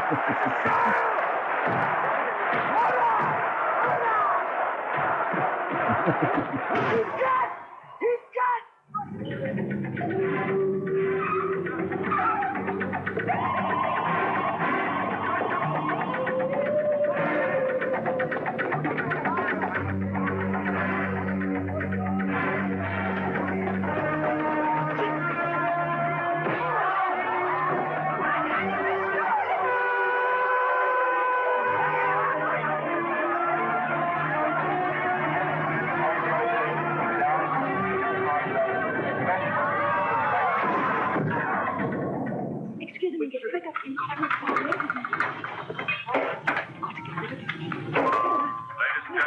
May I have your attention, please? This is the captain speaking. We have developed electrical problems and will have to land immediately. Now, there is a Soviet military airfield about 75 miles from here, and we're asking Where are we? you to land there. Are we landing? Where are you going? What do you mean? We're landing in Russia. Good morning. Have you had trouble? Now and then, have you? No, I'm traveling to Nairobi. Well, you caught the right train, then. Oh, get away from there! Shoo! Shoo! Shoe? Oh, that's all my crystal, my Limoges. Ah, they didn't know it was Limoges. To Kenny Hopper. So, you plan to stay then? Yes, I've come out to marry Baron Blixen. Do you know him? Right, yes. Yes, we plan to start a dairy. Are you quite famous? They stopped the train for you. Well, it's rude not to here. A dairy. Isn't it a bit soon for that? Milk at the door? Aren't you boarding? No, I'm going on. On? To where? Mention the ivory to Barclay Cole. Lord knows him. I'm Baroness Blixen. Not yet. All those and Richard Attenborough's screen version of A Chorus Line are coming our way pretty soon. Well, finally tonight, I'll leave you with Lou Bunin's version of Alice in Wonderland, which combines live action and animated puppets and will open at the Everyman in London in 10 days' time. Carol Marsh plays Alice, and others taking part include Stephen Murray, Pamela Brown and Felix Aylmer. The Russian-born, French-based Bunin made his film over a 5-year period between 1946 and 1950, and then had the ill luck to see it released in the same year as Disney's animated version of the same story. Guess which producer had the greater clout, and which film won an international release, and which virtually disappeared from sight? Right. Well, at last, Bunin's film is getting something close to its just reward, and at least in his film, Alice and Company are English, which is more than can be said for the Disney version. I'll be back on Boxing Day with my roundup of the best and some of the worst films of 1985. But until then, I'll leave you with this excerpt from Alice, and the hope that you all have a very happy Christmas. Goodbye. Good evening, and yes, it's that time again, the time when the carcass of the cinema year lies prostrate before us, not unlike the post-Christmas turkey, and we all gather round to pick the bones. What kind of a year has it been? Well, not bad, but also not great. In the course of it, Tom Hanks got lucky again, Kevin Costner didn't, and Hugh Grant discovered that divine intervention is not necessarily all it's cracked up to be. Now, as usual, during this traditional amble through the seasons, I'll be highlighting in strictly chronological order the 10 films that have pleased or impressed me most. So let's get that process immediately underway with an excellent British offering. Danny Boyle's Shallow Grave, an imaginative thriller in which 3 young people, Kerry Fox, Christopher Eccleston and Ewan McGregor, are plunged into greed, peril and murder when their lodger dies, leaving a suitcase stuffed with money under the bed. The early part of the year gave us a couple of big movies that didn't quite live up to expectations. Tom Cruise in Interview with the Vampire and Anthony Hopkins in The Road to Wellville, Alan Parker's scatological saga of flatulence, bladders, bowels and cornflakes. Oliver Stone's much-hyped Natural Born Killers was dazzling in parts, but only in parts. Gus Van Sant revealed that even cowgirls get the blues, which was only fair because so did everyone who saw it. On the other hand, Eat, Drink, Man, Woman from Taiwan, La Reine Margot from France, and from India, Shekhar Kapoor's Bandit Queen were excellent. Also on the plus side were the New Zealand film Heavenly Creatures, the true story of two teenage girls who conspired to murder the mother of one of them.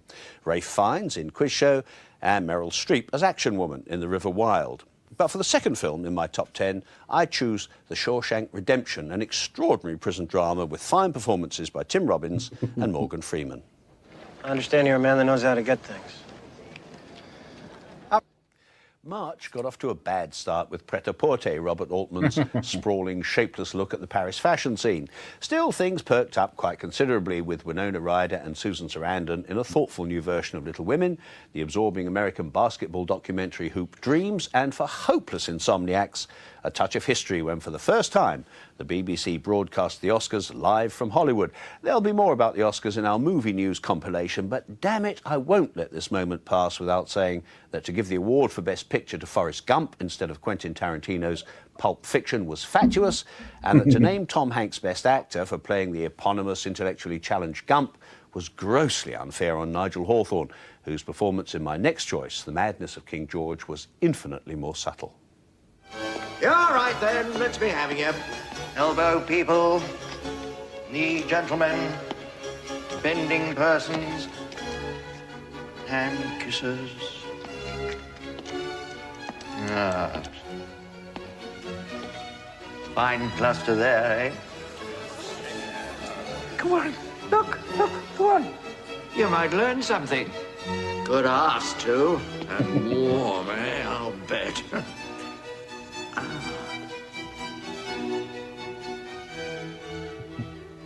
And what brings you to Windsor, sire? I had heard Your Majesty was indisposed, but I see it thus. Indisposed? Is there anywhere I can assist? Want to hump the old bird out of the nest, is that it?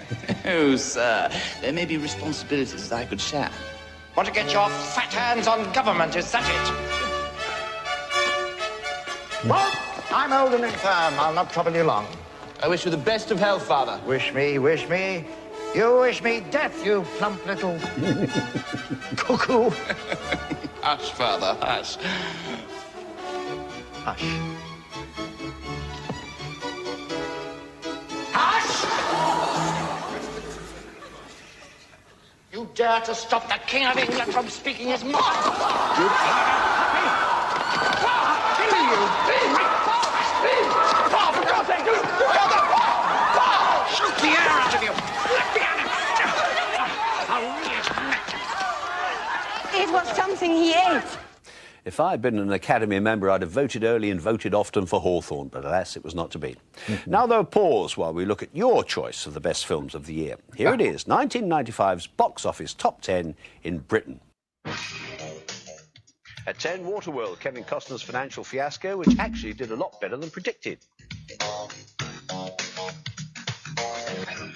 At 9, Dumb and Dumber, Jim Carrey scored again with this mindless but very funny road movie. At 8, Pocahontas, this revisionist view of the young Indian princess provided Disney with its annual hit. 7, Stargate, James Spader and Kurt Russell in a sci-fi adventure set in ancient Egypt, or somewhere similar anyway. At 6, Die Hard with a Vengeance, action man Bruce Willis back doing what he does best, ably assisted by Samuel L. Jackson. And 5, Interview with the Vampire, Tom Cruise as you've never seen him before. Homoerotic for a start. 4, Apollo 13, Tom Hanks gets lost in space but finds a spot very near the top of the box office. And 3, Braveheart, Mel Gibson dons a kilt and a Scottish accent to direct and star in an impressive epic. At 2, Casper the Friendly Ghost, an unexpectedly huge success, aided by the excellent Christina Ricci. But the #1 film is Batman Forever, with the Caped Crusader, this time in the shape of Val Kilmer, taking nearly £20 million at the box office. Happy, Josh? And so to the spring, when the bittersweet Australian comedy Muriel's Wedding proved a crowd pleaser. Liam Neeson was Rob Roy with a humour bypass, and I found much to admire in Roman Polanski's Death and the Maiden. However, during the course of the year, duty obliges me to converse with all manner of mummers, vagabonds and strolling players. It's a dirty job, but somebody's got to do it. And here now is a selection of some of the people to whom I courteously lent an ear. I think at their best, actors are the most generous, the kindest, the greatest people, and at their worst, they are vain, greedy and insecure. Is that nice, that sense of power?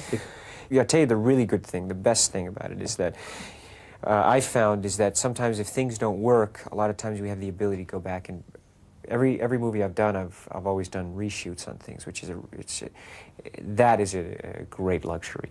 I was going to ask you about the disadvantages as well as the advantages of being married to Tom Cruise. Do you actually have to Well, the advantage is I get harder? to go to bed with Tom Cruise every night.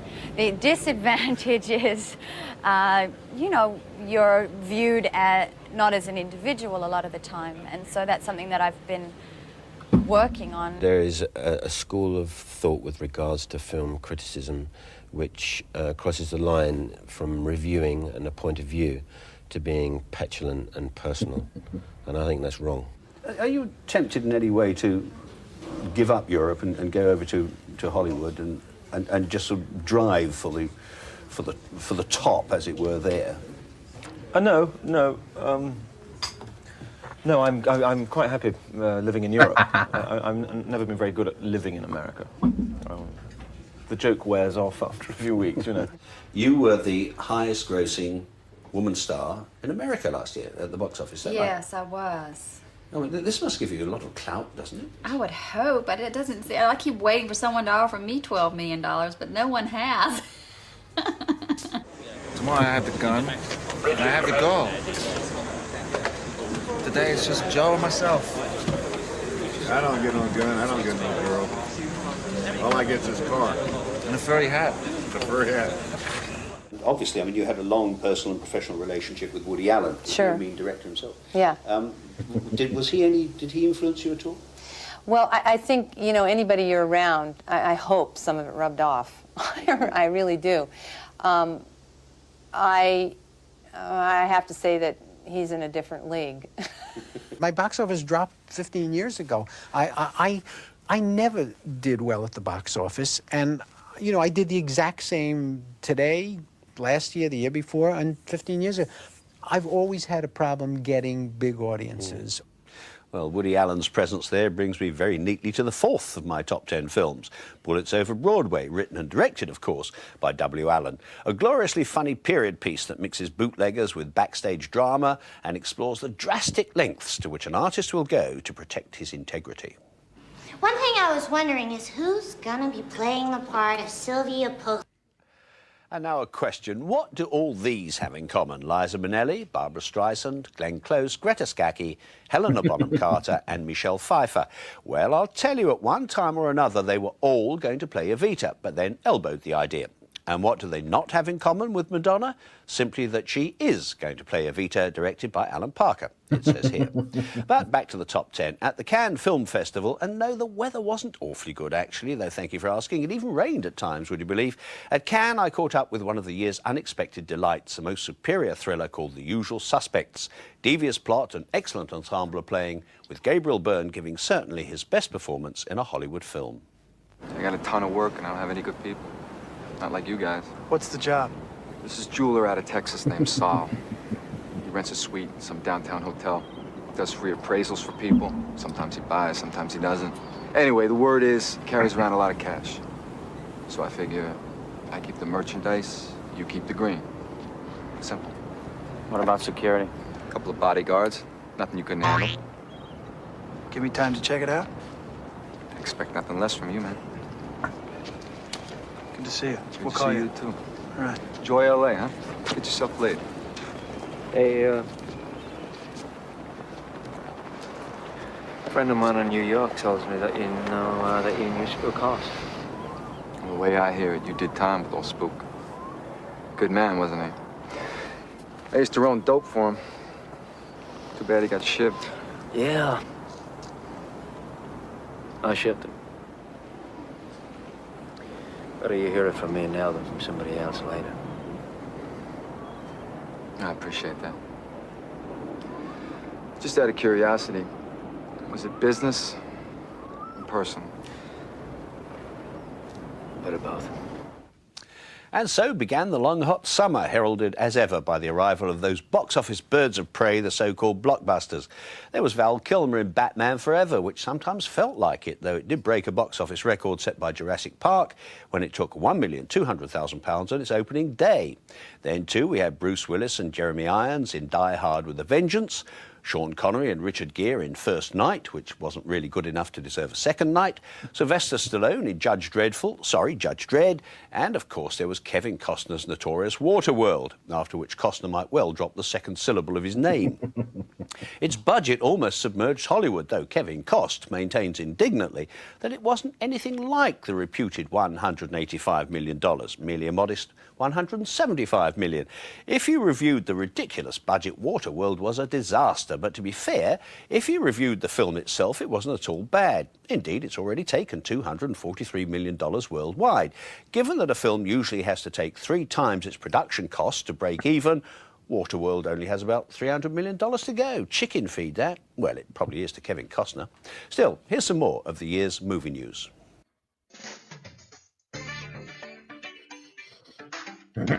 In February, after much media hype and cautious dithering by the British Board of Film Classification, Oliver Stone's Natural Born Killers was finally given an 18 certificate. And wonder of wonders, in May, Quentin Tarantino's Reservoir Dogs was belatedly granted a video classification. Christopher Reeve, star of Superman, tragically fell from his horse in May, leaving him paralysed from the neck downwards. After intensive therapy, he's determined to walk again.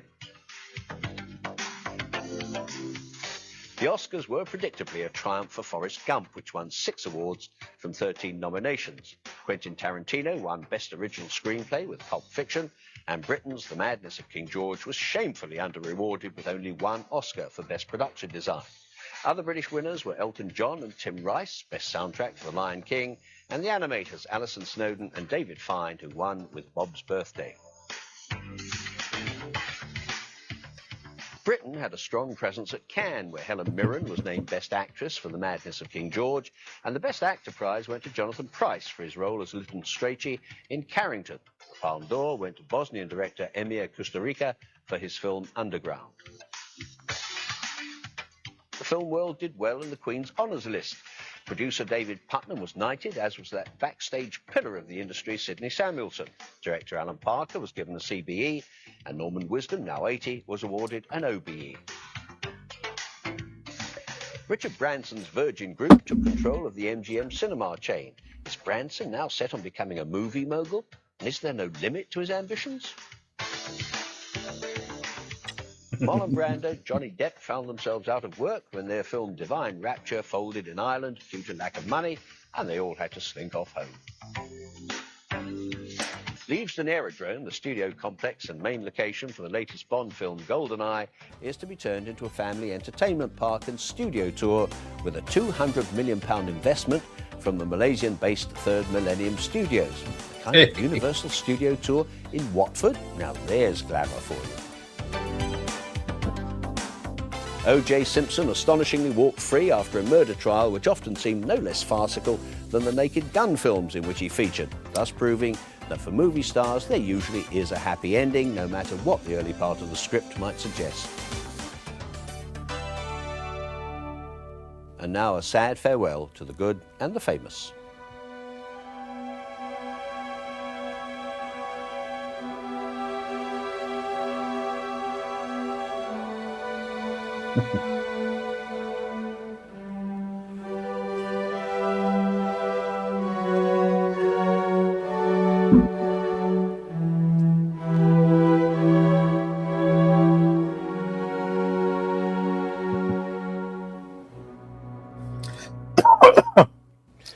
It was also in the summer that poor Hugh Grant was caught in a car in Beverly Hills and in flagrante delicto with the most accommodating lady of the night called Divine Brown. Well, there's a mouthful for you. And it could have ruined his career, but Grant handled his public apology with such grace and charm that the incident actually worked to his advantage by drawing attention away from his first Hollywood film, 9 Months, which, through no fault of his, was bloody awful. Meanwhile, as the sun shone, the more earnest business of filmmaking continued on location everywhere. And from time to time, we went to have a look. John Cleese reassembled the Fish Called Wanda team for a new comedy, Fierce Creatures. Pinewood's Back Lot played host to a huge zoo set, complete with lions and tigers. The film will be released in the spring. Emma Thompson adapted and stars in the film version of Jane Austen's Sense and Sensibility, which also stars Hugh Grant and Alan Rickman. UK release is due in February '96. Shakespeare made a comeback this summer. Ian McKellen and Annette Bening starred in a 30s version of Richard III, with McKellen playing the king as a fascist dictator in a Europe of rising civil unrest. And Lawrence Fishburne and Kenneth Branagh went off to Italy to film Othello with first-time director Oliver Parker. Branagh plays the devious Iago and Fishburne the tragic noble Moor. Bob Hoskins and Gerard Depardieu spent the summer at Ealing Studios in an adaptation of Joseph Conrad's novel The Secret Agent. Hoskins is also executive producer, and Christopher Hampton of Carrington fame directed. The aforementioned Carrington turned up in September and was notable mainly for the splendid Jonathan Pryce. Then too we had The Quick and the Dead, acting provided by Gene Hackman, Tight Trousers by Sharon Stone. Peter Chelsome's intriguing Funny Bones, Clint Eastwood and Meryl Streep in The Bridges of Madison County, a love story for holders of bus passes, the tediously garrulous Billy Crystal in Forget Paris, and my next choice, Mel Gibson's stirring Scottish epic Braveheart, the story of William Wallace's rebellion against King Edward I. Sir William. Oscar nominations coming up for Gibson? Could be. But now another break while we nip across to Los Angeles for Tom Brooks' overview of the film year in America.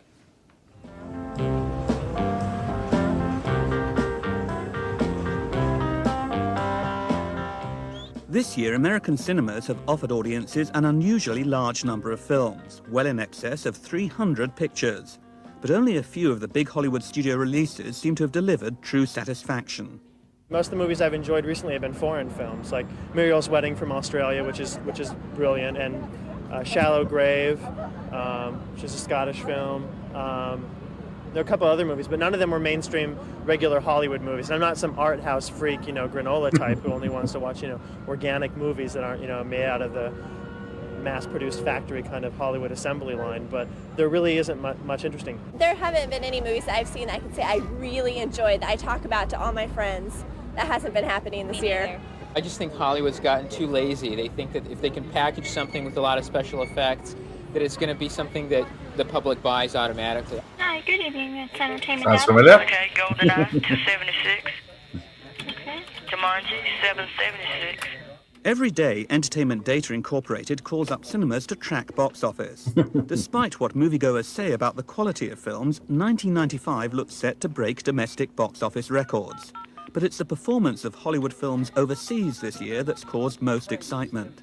The international box office has been really exploding. It's been climbing at a much faster revenue pace than the U.S. It's far more important now than it used to be, and it continues to grow that way. Online. The increased importance of the overseas market has placed a premium on those Hollywood actors with international appeal. This year, Sylvester Stallone, even though his films did poorly in America, signed a $60 million three-picture deal. Now, everyone from Jim Carrey to Harrison Ford, who's starring in a remake of the romantic comedy Sabrina, is getting paid a staggering $20 million a picture. I think that we offer a service that is of value. I don't sit here and debate the value of this service, but it's up to the buyer, really, to determine the value of the service. They don't need to pay what they don't feel is a fair price.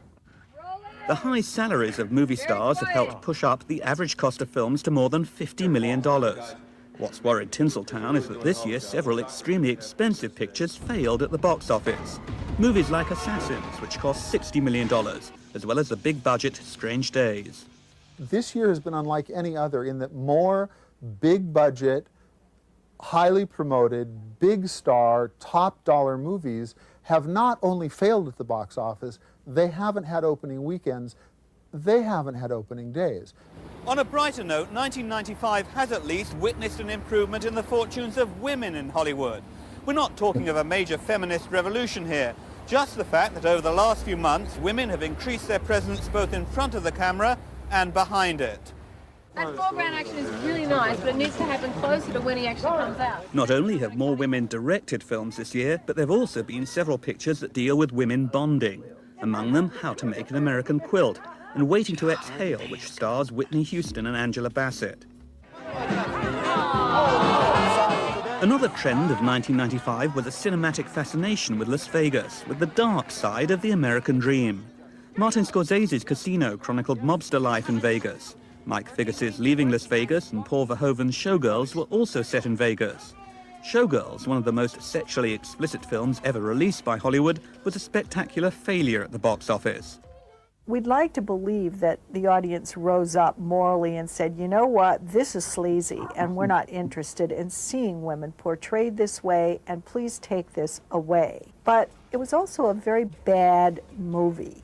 So I'm not sure exactly what we can conclude from that. It's holiday time in Hollywood, and the town is already full of Oscar talk. Everyone thinks Apollo 13 will get nominated. Oliver Stone's Nixon, with Sir Anthony Hopkins playing America's most infamous president, is also thought likely to get Academy attention.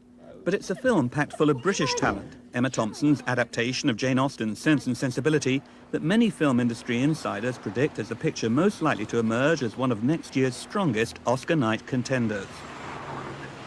Well, nice if Hopkins and Thompson got the nod there, wouldn't it? Well, as summer faded into autumn, Disney provided a politically correct Pocahontas. Terence Davis's first American film, The Neon Bible, was a thumping letdown. Steven Seagal moved, his worst enemy wouldn't accuse him of acting, through Under Siege 2, and Nicole Kidman scored a big hit as the ruthless TV weather girl in To Die For. And then there was Tom Hanks, apparently making his bid for a third successive Oscar nomination as the commander of Apollo 13, a very well-made account of the ill-fated moonshot, which grabbed and held the attention, even though we all knew going in how it would turn out. So that's my next choice. The deadly CO2 gas is literally poisoning the astronauts with every breath in and out. Well, fuck that. Will not comment further. Heads up, people. Look out now. What's this? That's what they gotta make. One sock. Once you have the sock in place, we're going to want you to bungee the entire filter assembly to the bulkhead, right above the limb cannon. We're getting close to 15. Houston, filters in place. Roger, 13. Suit circuit relief to close. CO2 canister select to secondary. All right. I can hear air moving.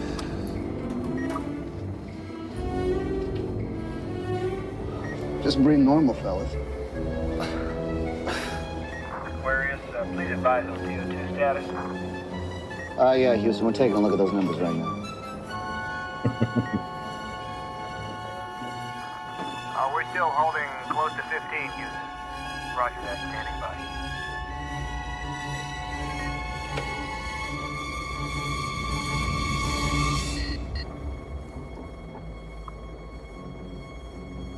Houston, the CO2 level has dropped to 9, and it is still falling. Yes. Good job. That is good to hear, Aquarius. You, sir, are a steely-eyed missile man. With Apollo 13 following Forrest Gump and Philadelphia, Tom Hanks is probably the most bankable star in Hollywood. I imagine every script crossing any other actor's desk these days has already got Hanks's fingerprints on it. So he's all right, way up on top and probably practicing weightlifting with his Oscars. But for other people, 1995 has been very much an up and down year. Among those who've risen to the high end of the seesaw, I would nominate Sandra Bullock, a supporting actress in Speed last year, but this year's star of While You Were Sleeping and The Net. Jim Carrey, Dumb and Dumber, not him. He followed his co-starring role in Batman Forever by trousering $20 million for Ace Ventura, When Nature Calls. Meryl Streep emerged strongly from a few lean years as the doughty heroine of The River Wild and the love-struck matron of The Bridges of Madison County. Nicole Kidman got out from under the shadow of husband Tom Cruise to do herself a lot of good in Batman Forever and To Die For. And British actress Julia Ormond showed upward mobility with Legends of the Fall, First Night and Captives. All right, maybe the films weren't so great, but that's a lot of work for 1 year. However, every action has an equal and opposite reaction, and as some rose like a lark, others went down like a rock. For instance, Hugh Grant, who really didn't have a very nice year. An Awfully Big Adventure and The Englishman Who Went Up a Hill But Came Down a Mountain were all right, but 9 months was a stinker. He'll be back, I've no doubt of that, but right now it could be that Divine Brown was the best thing that happened to him in 1995. Kevin Costner made Waterworld, and if that wasn't enough, his wife left him. What more trouble does a man need? Macaulay Culkin, who flopped as Richie Rich, has hit that rotten age 15 when he's too old to play little boys and far too young to play romantic leads. Sylvester Stallone had 2 monumental clinkers in Judge Dredd and The Specialist. And so did Sharon Stone, who was in not only The Specialist, but also The Quick and the Dead, a double whammy. Yeah, you know, the French have now declared both Stone and Stallone to be Chevalier of the Arts. Whatever would they get if they made decent films? The Legion of Honor and Across Knife and Fork in the Michelin Guide? However, let's for a moment consider the film year from Britain's point of view. On the whole, it's been not at all bad. I've already mentioned the likes of Shallow Grave, The Madness of King George, Funny Bones and Carrington, and there have been several others worthy of attention. Priest and ID, for instance, Black Beauty, Kenneth Branagh's In the Bleak Midwinter. Production has been vigorous and a lot of it has been good. In the summer, the government announced its plans to aid the industry, notably £80 million of lottery money spread over the next 5 years. Sounds magnanimous, doesn't it? But what it amounts to is £16 million a year, and £16 million is not much more than Jim Carrey's asking price and a lot less than the cost of an average Hollywood comedy. Britain can and should compete in the international market, but not on money like that. What is needed is a much greater incentive to investors, tax breaks, for instance. Nevertheless, some British filmmakers, Ken Loach, for example, work miracles on shoestring budgets, and it's Loach's magnificent study of the Spanish Civil War, Land and Freedom, that comes next in my top 10. ¡Tú, marioneta de Stalin! ¡Aquí las milicias estaban! Land and Freedom has recently won the European Film Academy's Felix Award as Film of the Year, and yet it got far less distribution in Britain than, for instance, The Awful 9 Months. Well, up to now, I've been more or less concentrating on the swans, but what about the turkeys, the duds, the deficient and the defective, the rickety and the ramshackle, the cinematic lead balloons? What follows is a list of the worst films of the year, collated by the entire Film 95 team and presented in ascending order of lack of merit. At 10, Jade, writer Joe Esterhazy's sexual fantasies woven into a dim but horny thriller. 9, Mortal Kombat, based on a video game which is infinitely better acted. 8, The Quick and the Dead, Sharon Stone's western, not very quick, but very, very dead. 7, The Steal, Alfred Molina and Helen Slater in an alleged comedy from which some cad seems to have cut out all the jokes. At 6, Richie Rich, Macaulay Culkin in presumably his childhood swan song. So on Mac, it's been great. Well, sort of. 5, Even Cowgirls Get the Blues, and with this script, who could blame them? 4, First Night, Sean Connery as a strangely Scottish King Arthur, Richard Gere as the deadly itinerant sword fighter Lancelot the Kid. And 3, Exquisite Tenderness, exquisitely awful tale of a serial killer loose in a hospital. 2, to Wong Fu, Thanks for Everything, Julie Newmar, and to Patrick Swayze and Wesley Snipes, Thanks for Nothing. But at number 1, 9 Months, The Turkey's Turkey, though I shall say no more because poor Hugh Grant has suffered enough. Well, as the year neared its end, we had a very impressive French film, La Haine, set in a harshly vivid contemporary Paris, and Michael Douglas and Annette Bening in the charming romantic comedy The American President. Against that, we had Roland Joffe's unhappily dud version of Nathaniel Hawthorne's The Scarlet Letter, which gave a tragedy a happy ending, flopped dismally in America, crept unheralded into Britain, and proved that when Demi Moore is dressed from head to toe, even in designer pilgrim outfits from some trendy 17th century boutique, she makes about as much impact as a tailor's dummy on Prozac. Ah well, on to my penultimate film of the night, Zhang Yimou's Shanghai Triad, a remarkable, thoughtful and vivid study of gang warfare in Shanghai in the late 1930s. I think this is cut. Yep. Now, of course, at this time of the year, there's a lot of films around that are aimed at the holiday market, the Santa Claus, the Indian in the Cupboard, and the very feeble Ace Ventura, When Nature Calls. We also had a new James Bond, Pierce Brosnan in GoldenEye, which, defiantly old-fashioned though it is, still raked in £3,600,000 on its opening weekend. But much better than any of those, indeed one of the best films of the year, is Babe, the story of a pig that thinks it's a sheepdog. It's funny, charming, touching, and blends live action, animals and animatronics so skillfully that you simply can't see the joins. And that's why it completes my list of the 10 best. What's got into you all of a sudden? I just got finished telling... Yeah. Now, there's a film that really brings home the bacon, if Babe will forgive the painful allusion. And that's it. On reflection, I admit it's not a scintillating list, but then it's not been a scintillating year.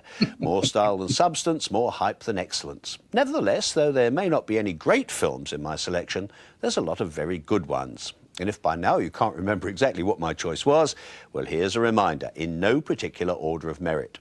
Shallow Grave, The Shawshank Redemption, The Madness of King George, Bullets Over Broadway, The Usual Suspects, Braveheart, Apollo 13, Land and Freedom, Shanghai Triad, and Babe. And that's all for this year. I'll be back on January the 8th with a new series which, after much debate, we're seriously thinking of calling Film 96. But for the moment, as I leave you with this montage of the movies of 1995, may all of us here wish all of you a happy, healthy, and prosperous new year. Goodbye. Well, thank you for staying, despite disagreeing with everything he said. But if you're still here, we can do a quiz if you want. Oh, I'm cancelled. The right-wing Dutchman has cancelled me. Right. Okay. Quiz time, yes. Keep your own scores because I can't be bothered. See lots of good films in 95. Right. So, fingers at the ready. Get typing. If you're ready. Yeah, okay. So we'll start with the 80s movie trivia quiz. You're talking to Basil, yes. Quiz at 11 p.m. Good God. Well, hurry up now. Let me start. Let me ring up, right? Let's go. Ow, that clicked. Which 80s movie was the highest grossing film of the decade? So, which 80s movie was the highest grossing film of the decade? Yeah, no GoldenEye. Hey, there it is. Thank you, Hart Larry. Oh, yep. It was E.T. Surprisingly not Rocky 4. So, yes, there you go. All right, now on to the next one. See, we'll just crack through these. It's a bit of fun, you see. All right. Oh, Raiders, the thing. The thing. Good God, man. Right. Which 80s movie was Alan Rickman's first feature film role? That's which was 80s movie was Alan Rickman's first feature film role? Oh. Hitler, Hammersmith. It was Die Hard. Exactly. Easy one to warm you up with. Okay. Which 80s movie spawned 6 sequels and a TV series? Which 80s movie spawned 6 sequels and a TV series? Asian Dawn, love. Where are they? Are they out of prison yet? Oh. We got some answers coming in, but only one correct one. It was, Andy was right, Police Academy. All right. Okay. You're all excited now. Which 80s movie was the first to become a hit largely due to MTV? All the way to the MTV. So which 80s movie was the first to become a hit largely due to MTV? So that's going to be a lot of answers. Right.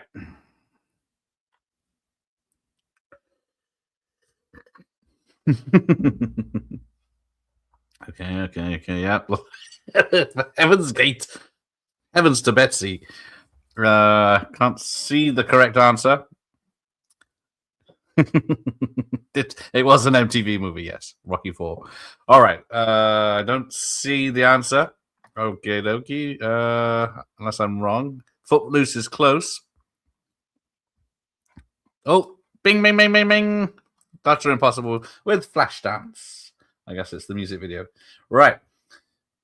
Who said, I am serious, and don't call me Shirley. I want the character's name if you've got it. It was Ishtar. Well done.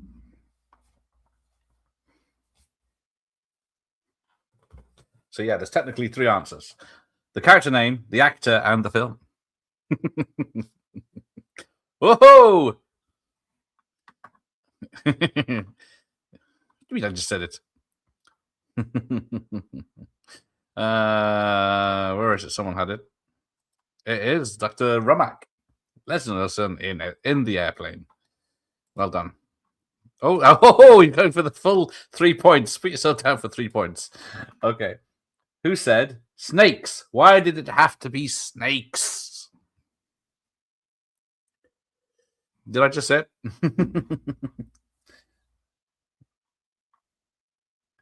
Right.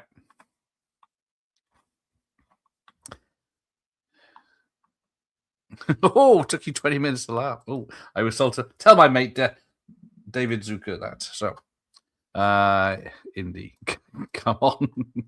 Indiana Jones. All right. We came, we saw, we kicked its ass. Indiana Jackson. Oh, that'd be a fun watch. Why am I wearing these? I don't need this anymore. Just make them echo. Nope. Oh, I think, yeah. Ian again. It was Venkman, Bill Murray, and Ghostbusters. Who said, don't mess with the bull, young man. You'll get the horns.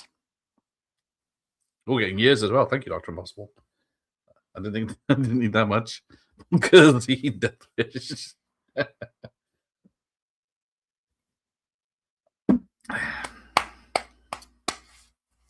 I think Josh is winning. If he's still young. All right, no one. Oh, don't mess with the bull, young man. You'll get the horns. Oh, hang on. Yeah, Larry was in there. Michael Myers as well. Richard Dick Vernon, Paul Gleason in The Breakfast Club. Paul Gleason. There we go. Could have been. Life moves pretty fast. If you don't stop and look around once in a while, you could miss it. Life moves pretty fast. You don't stop around and look once in a while, you could miss it.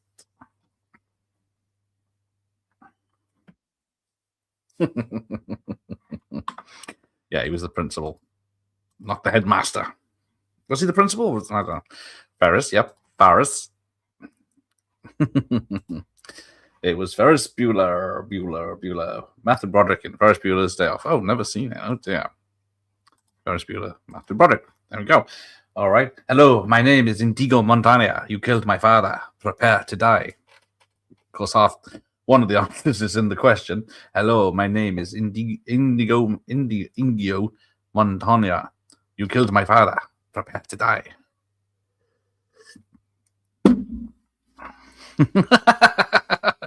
Do you want hard questions, Ramon?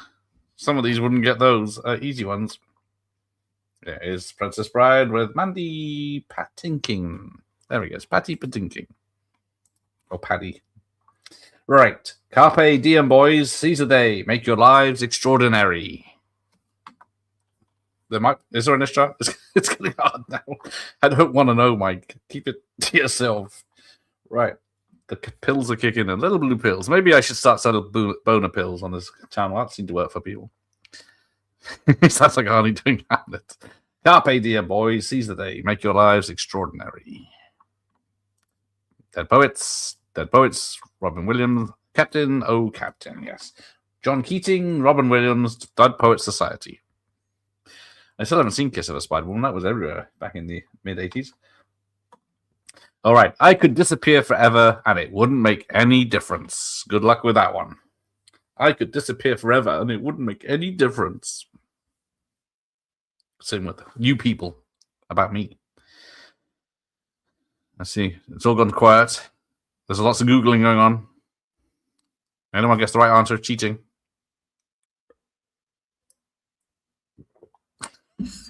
Yes, it is me. It's after Jeff trying to cancel me. Oh, Ben was good. Oh, Andy Kaufman, quickest on Google. Well done, sir. Yes. Samantha Sam Baker, Molly Ringwald in 16 Candles. Oh, Ramon. See? Easy for Ramon. All right, now to soundtracks of 80s. What artist sang the 1986 song Danger Zone from Top Gun? Well done, Andy. I didn't think you'd Google it. Haven't seen 16 Candles. I have seen it. I don't remember that bit. Was it Who Flung Duck is in it? Or Big Duck Dong? Right. Yeah. Who sang the 1986 song Danger Zone from Top Gun?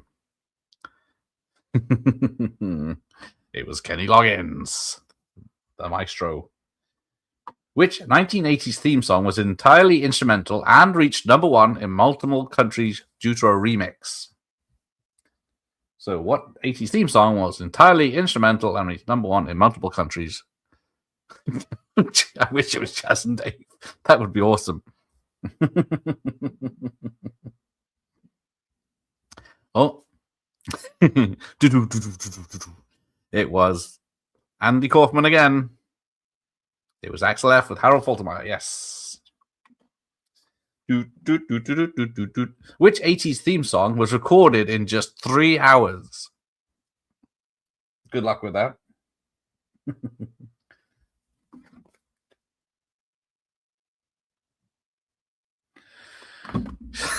Shut up in your face. Molly Ringwood. Okay. I can see that because Ringwald doesn't make any sense. Mine, there was 3 minutes. Yeah, which 80s theme song? It's a sing-song song.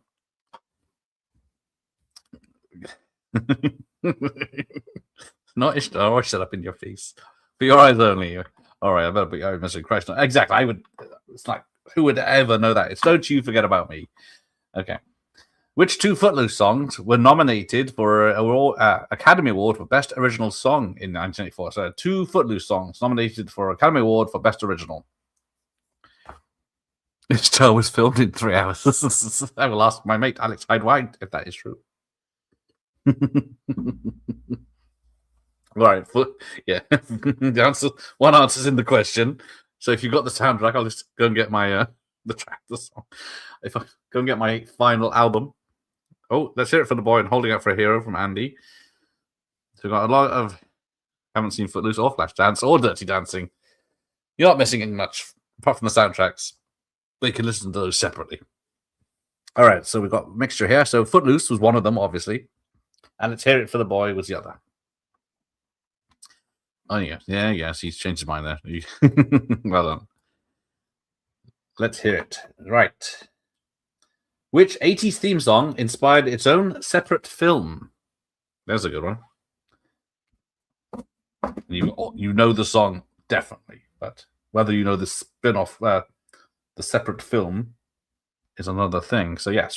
Which 80s theme song inspired its own separate film? Although calling it a theme song, well, I guess it is a theme song. Jeff, if you don't know this, you're in trouble.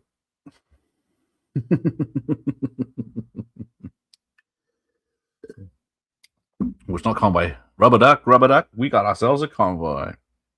All right, okay. It was Eye of the Tiger. So yes, there is a Gary Busey film called Eye of the Tiger, which I believe uses the song as well. Well, the Final Countdown, that'd be a good one. Right. Yep, Baker Boy got it. It was Eye of the Tiger. Which 80s theme song was inspired by a commercial jingle? You want the VHS? You can have I've got a nice book here for you. Yeah, the Gary Busey film. Oh, the film Eye of the Tiger is ass. It is. It doesn't know if it wants to be a serious thriller or a gung-ho action film. Right, but yes, 80s theme song inspired by a commercial jingle was also a lawsuit was Ghostbusters, because that's how Ray Parker got it. I don't think anyone got that. Oh, there you go. You own the VHS. There you go. Yeah, no prizes. I should have said that at the beginning. Right, animated movies. Which movie marked the beginning of a long string of successful Disney movies, sometimes called the Disney Renaissance era? Puts dynamite up a guy's ass. Of course, Michael Myers remembers that.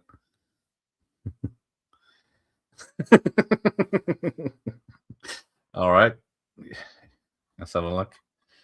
Answers on a postcard. Yeah, it was, yes. Little Mermaid. Okay. This will separate the wheat from the chaff. I think the chaff is the best bit. What is the name of the lead character in the Secret of the Nim? Or Secret of Nim. I always call it the Nim. What is the name of the lead character in Secret of the Nim? I want a new drug. That was it. Influenced his Ghostbusters song. He got sued and lost. Oh, Ramon straight in there. Mrs. Brisby is correct. I think you might be the only one mentioning that. Yep. Which film was Disney's first animated film to use computer graphics? So which film was Disney's first animated film to use computer graphics?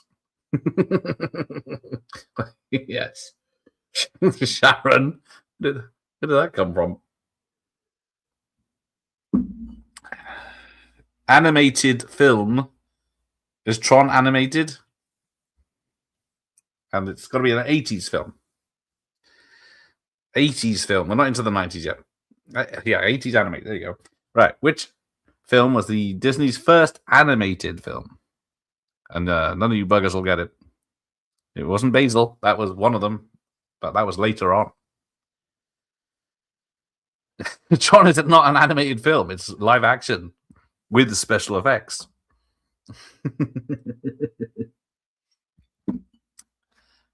All gone down the cropper now. Okay. For those that didn't Google it, it's Fox and the Hound. There you go. But what type of dinosaur is Littlefoot from the Land Before Time? Oh, Andy got it.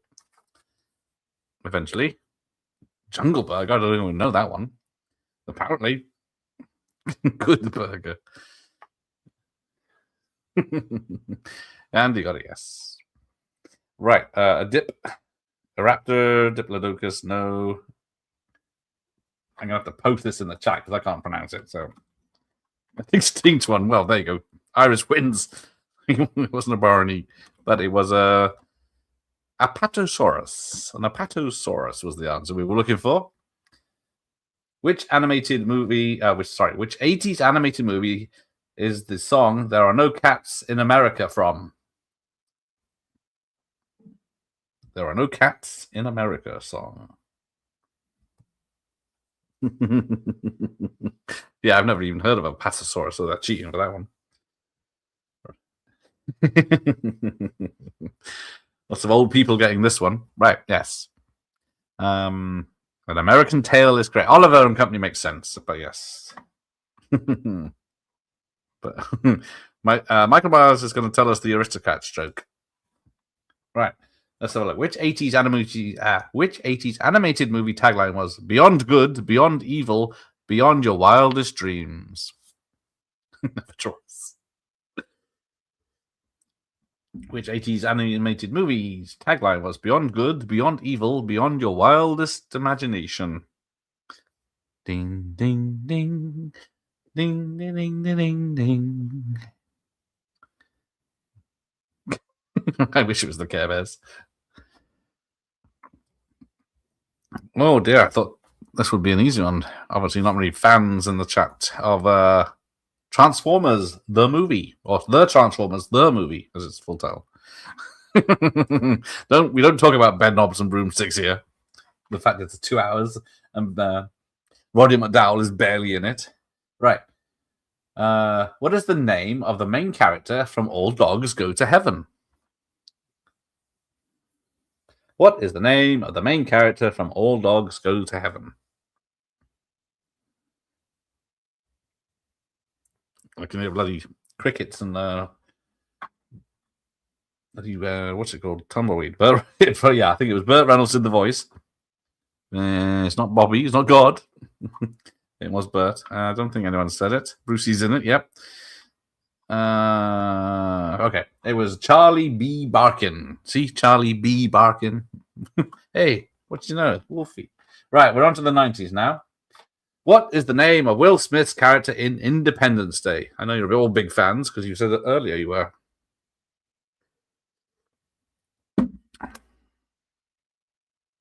Send your breath.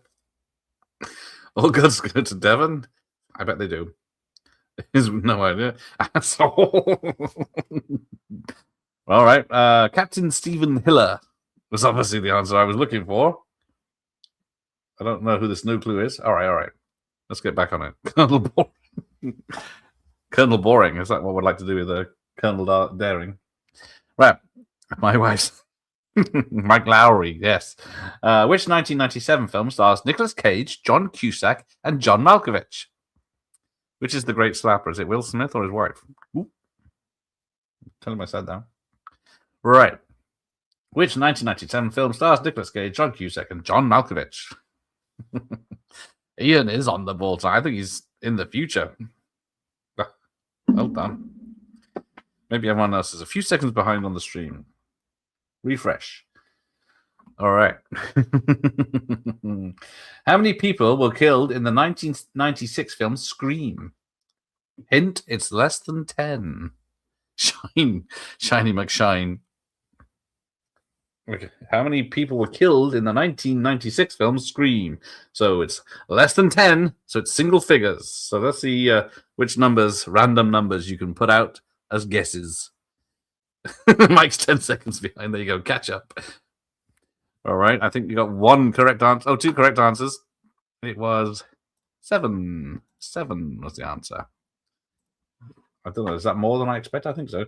What year was Forrest Gump released in the U.S. cinemas? 8.00. All right. So, yeah, what year was Forrest Gump released in U.S. cinemas? I don't know if it was the same for the U.K., but does a mum count?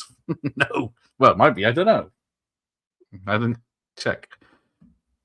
Yeah, what year was Forrest Gump released in cinemas? We just had a documentary about it, and it was from the year before.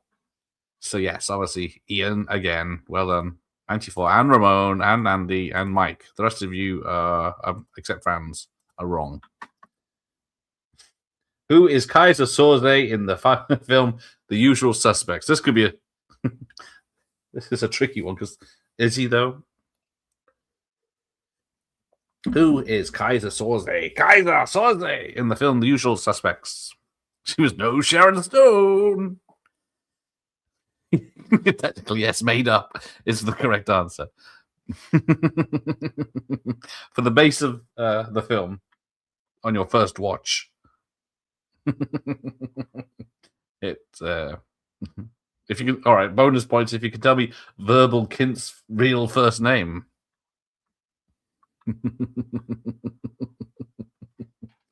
But yes, I did not know he had it. I guess it's probably mentioned once in the film, his real name, but Verbal Kint had a first name.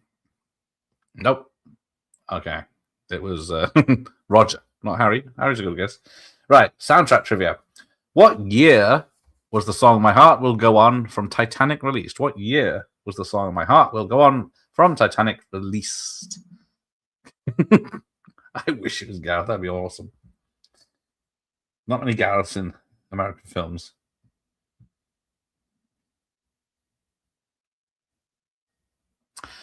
Oh.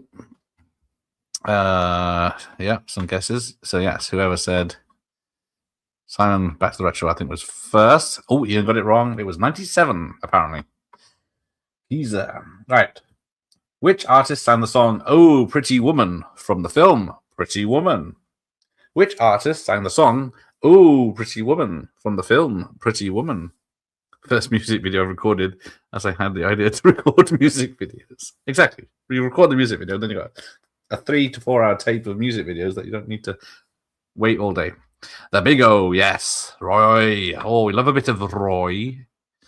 Hang on, who's this? Who's Dr. Impossible? You 20 seconds behind. Okay, all right. Okay, which 90s movie featured Looney Tunes on its soundtrack? Was it though? Was it though? It was. Allegedly. It's on my soundtrack as credited. Right. Which 90s movie featured the Looney Tunes on the soundtrack? Oh.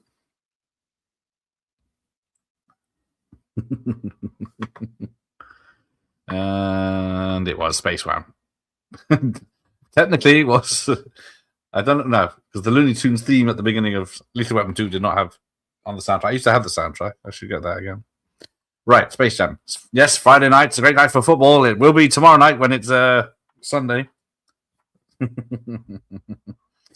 Yeah. Jesus, you refreshing stuff from so damn quick. Yeah, Space Jam is a terrible movie. Yes. Don't tell Josh. Right. Which 90s movie soundtrack is the best-selling soundtrack of all time? Now this I got the answer what's over here, so I'll go with that. So don't shout at me. Because I guess it hasn't been surpassed, I guess. But yeah. Dirty Dancing was 80s, but it did have a few re-releases. Oh, hang on, we got a correct answer coming in. Just in space wham. Right, it's not Titanic. It's not Titanic. It's not Titanic. It's not Commitments. Commitments, I think, would have been true in the UK. But yes, a few people have said Mike Barrett, and Simon back to retro. It is The Bodyguard.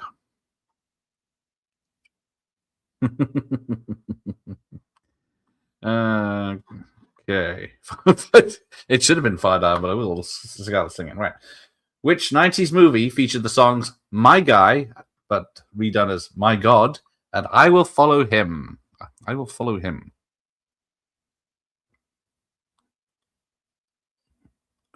I have seen some of those, but yes.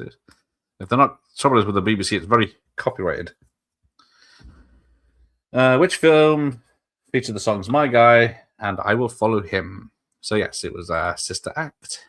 You'd think it was My Girl, but it's not. Sister Act. Sister Act. Oh, Jeff got one. A point for Jeff. Put that on the board. Where's Pickle gone? He's supposed to be keeping score. Right. Which artist, or artists, I should say, or artist, I guess, sang the hit Unchained Melody from the film Ghost? Which artist sang the hit Unchained Melody from Ghost? I've never seen Sister Act all the way through either. But Bill Duke is a guest on the channel. I'm going to have to sit through the second one. It was The Righteous Brothers, yes.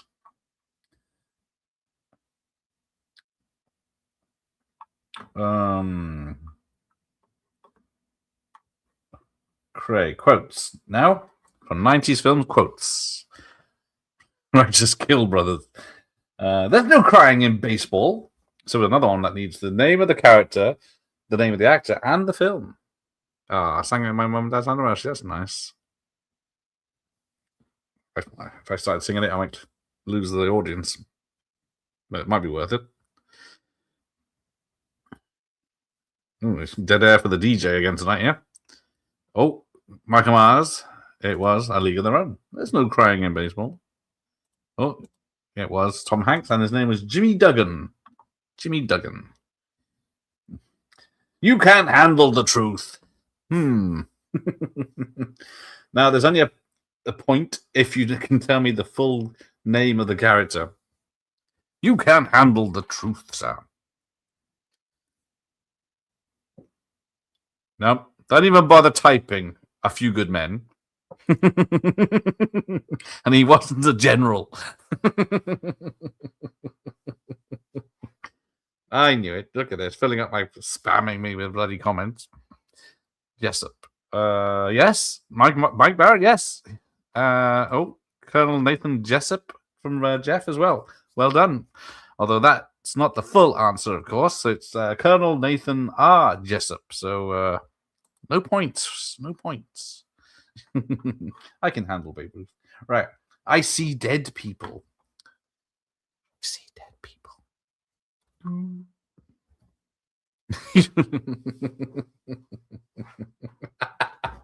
Sorry, Jeff. Them's the rules. If we were playing Trivial Pursuit rules, you wouldn't get any points. Okay. Who sees dead people? Oh. The kid. Fuck it, fuck it, fuck it. That's all we get from Michael Myers. Must be Ghostbusters. 6'10" Haley Joel Osment Thingy. I forget his name. Yeah, no one's getting this one either. Cole Sear. Cole Sear. It was Batman, of course. Keep the change, you filthy animal. So that is the actor in the film Angel with Dirty Faces.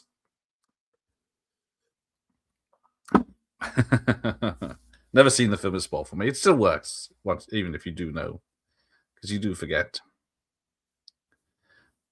Oh, it was Home Alone. So there's.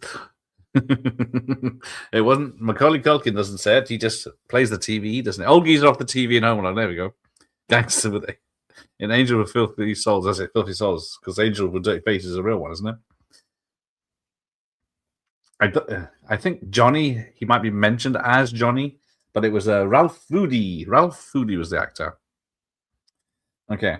You had me at hello. Oh, that's lovely. You had me at hello. Yes, Johnny was the character name. I think that is it. You had me at hello. Is it me you're looking for? Renee Jerry. Yes, Johnny boy. Good old Johnny. Good boy, John. It was Renée Zellweger in the Jerry Maguire. But does anyone know her character name? It is something Miggs from Silence of the Lambs would say.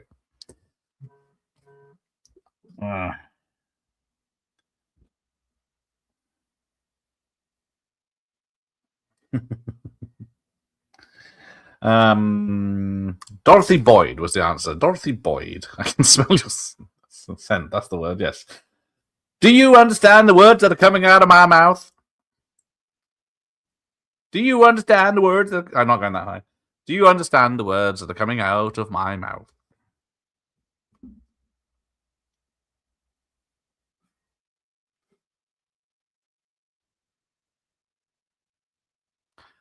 Nope. Cancel. I didn't get the shoe polish out for that bit, but there we go. Chris Tucker, yes. Chris Tucker, yes. Tommy Lee Jones could have said it, yes. Any names? I didn't want to go too ethnic, if that's the word. Detective James Carter, Chris Tucker in the Rush Hour. What's in the box? What's in the box?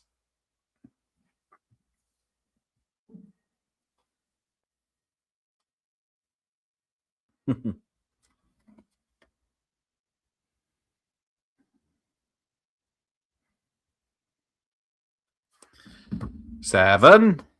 Brad Oit. Brad Pitt. Batman and Robin. Detective Thingy, yes. No one remembers any character names, do they? Christmas slippers. Well, there's Christmas slippers. Who doesn't like a box of Christmas slippers? It was Detective David Mills. Detective, did anyone get that? No. Brad Pitt in 7. I'm the king of the world.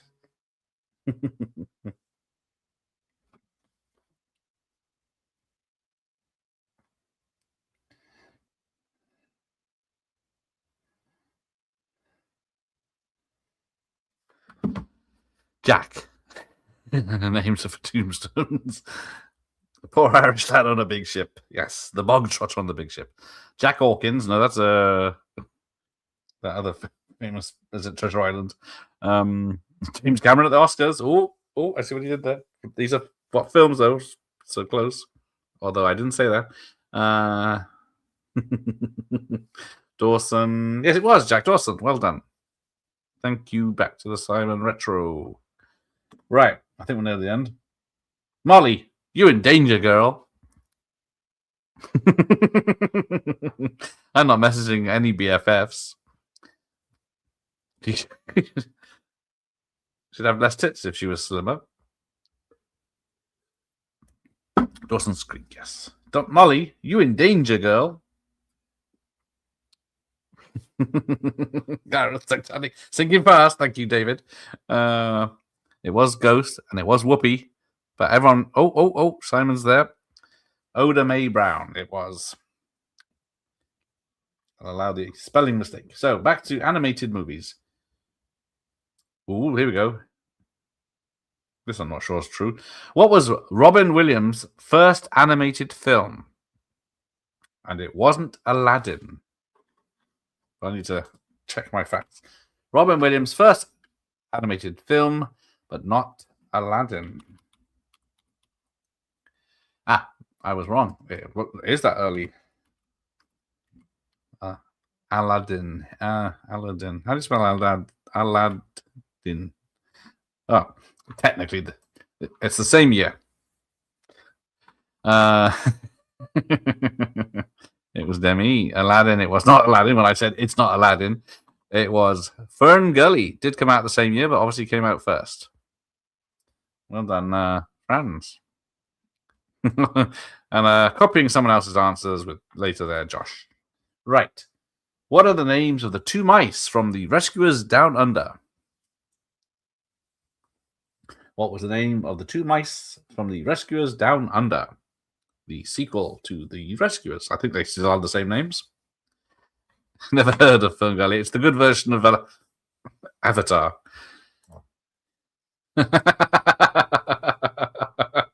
New one? Oh dear. Very Christmassy. Oh, there we go. Is that from the wife, Josh? Bernard and Bianca. I've seen it. I think John Candy's the voice of the seagull, is he? All right. James Wood voiced the villain for which 1997 animated movie?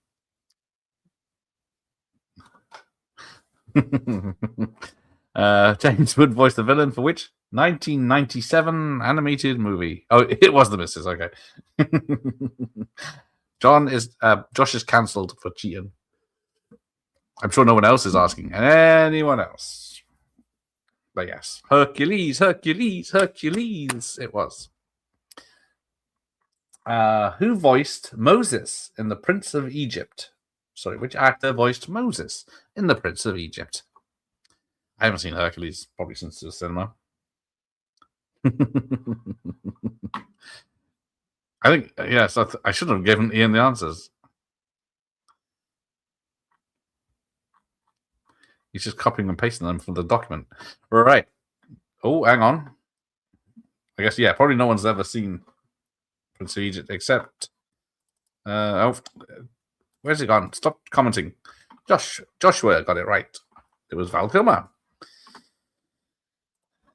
Windsor Davies. Oh, I wish it was. What year was The Lion King released in the US? Because it probably wasn't. The Lion King was released in the US. I'm going to double check. I don't think it was the same year in the UK. We are about a year behind back then. So 1 year for the US. And yep. Oh no, same year, just different month. Okay, right. Let's have a look. Someone knew that one. Oh, yep. It was 94. A lot of people saw it back then, I guess. Are you behind again, Josh? Everyone refresh. Right. Couple. Is that the last one? All right. There's two more. Right. Here we go. And then we're done. I go to bed. Oh, actually, I got to watch last voice scan. Right. Come on then. What 90s movie was the first and only animated film to receive a Special Achievement Academy Award? 90s film, the first and only animated film to receive the Special Achievement Academy Award.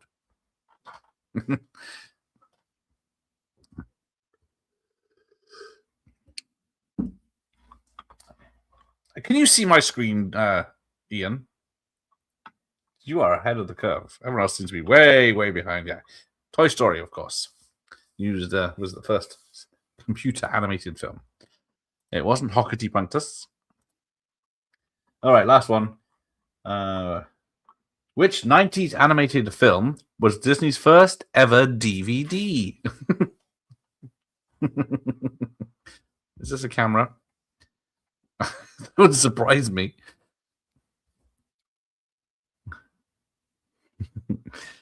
Okay. Tarzan, we're getting. So, which 90s animated film was Disney's first ever DVD? So, you're just going to throw fucking names of Disney films at me, aren't you? No thought. DVD, yes. 90s DVD.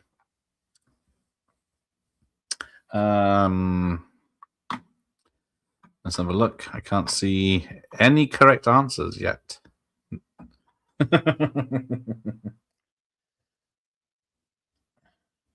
I see one correct answer.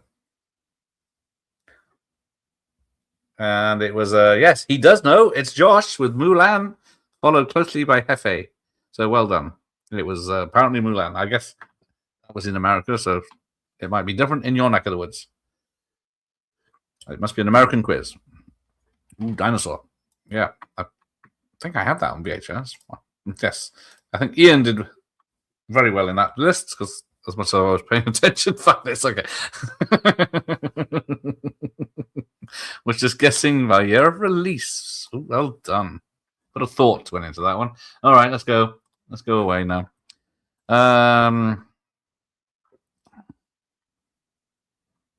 Let's have a nitro.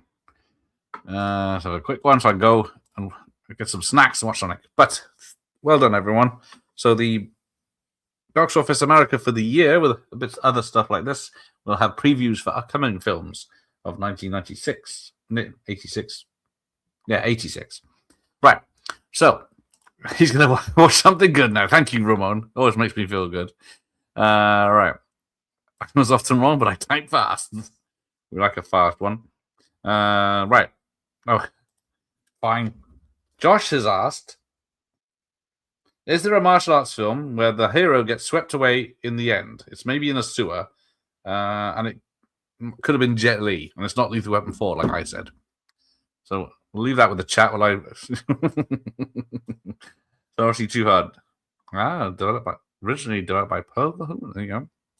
Who the fuck won? Who knows? Ian, if you're supposed to keep your own scores, it was the Irish Honour System. I forgot to mention that.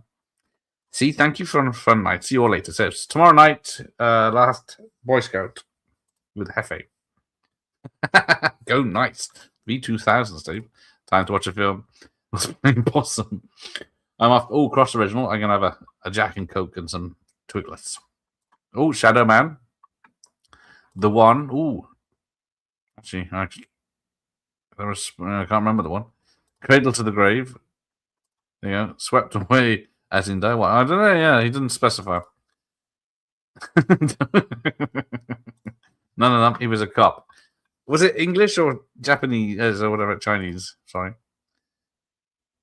That was too hard. I thought those were easy, but I didn't know the answers. But it was 90s. Time to keep working tomorrow. But all right. Take care, Andy. And Josh will Google it. Flushed away. Jet Li in an Aardman film. Is it Asian film or US film? Could be Taika too. Ramon one. Oh yes. Seek out Yoda. You seek Yoda or Ramon. Right. This isn't a Ask a Man. Right. Black Mask. That makes more sense. Yes, it may be just a fucking fever dream from having too much ice cream yesterday. All right. Take care, everyone. Thanks again for dropping in and staying this long. 2.5 hours. Jesus. Usually 90 minutes. If that. All right. Take care, everyone. See you tomorrow, hopefully. Ladies, leave.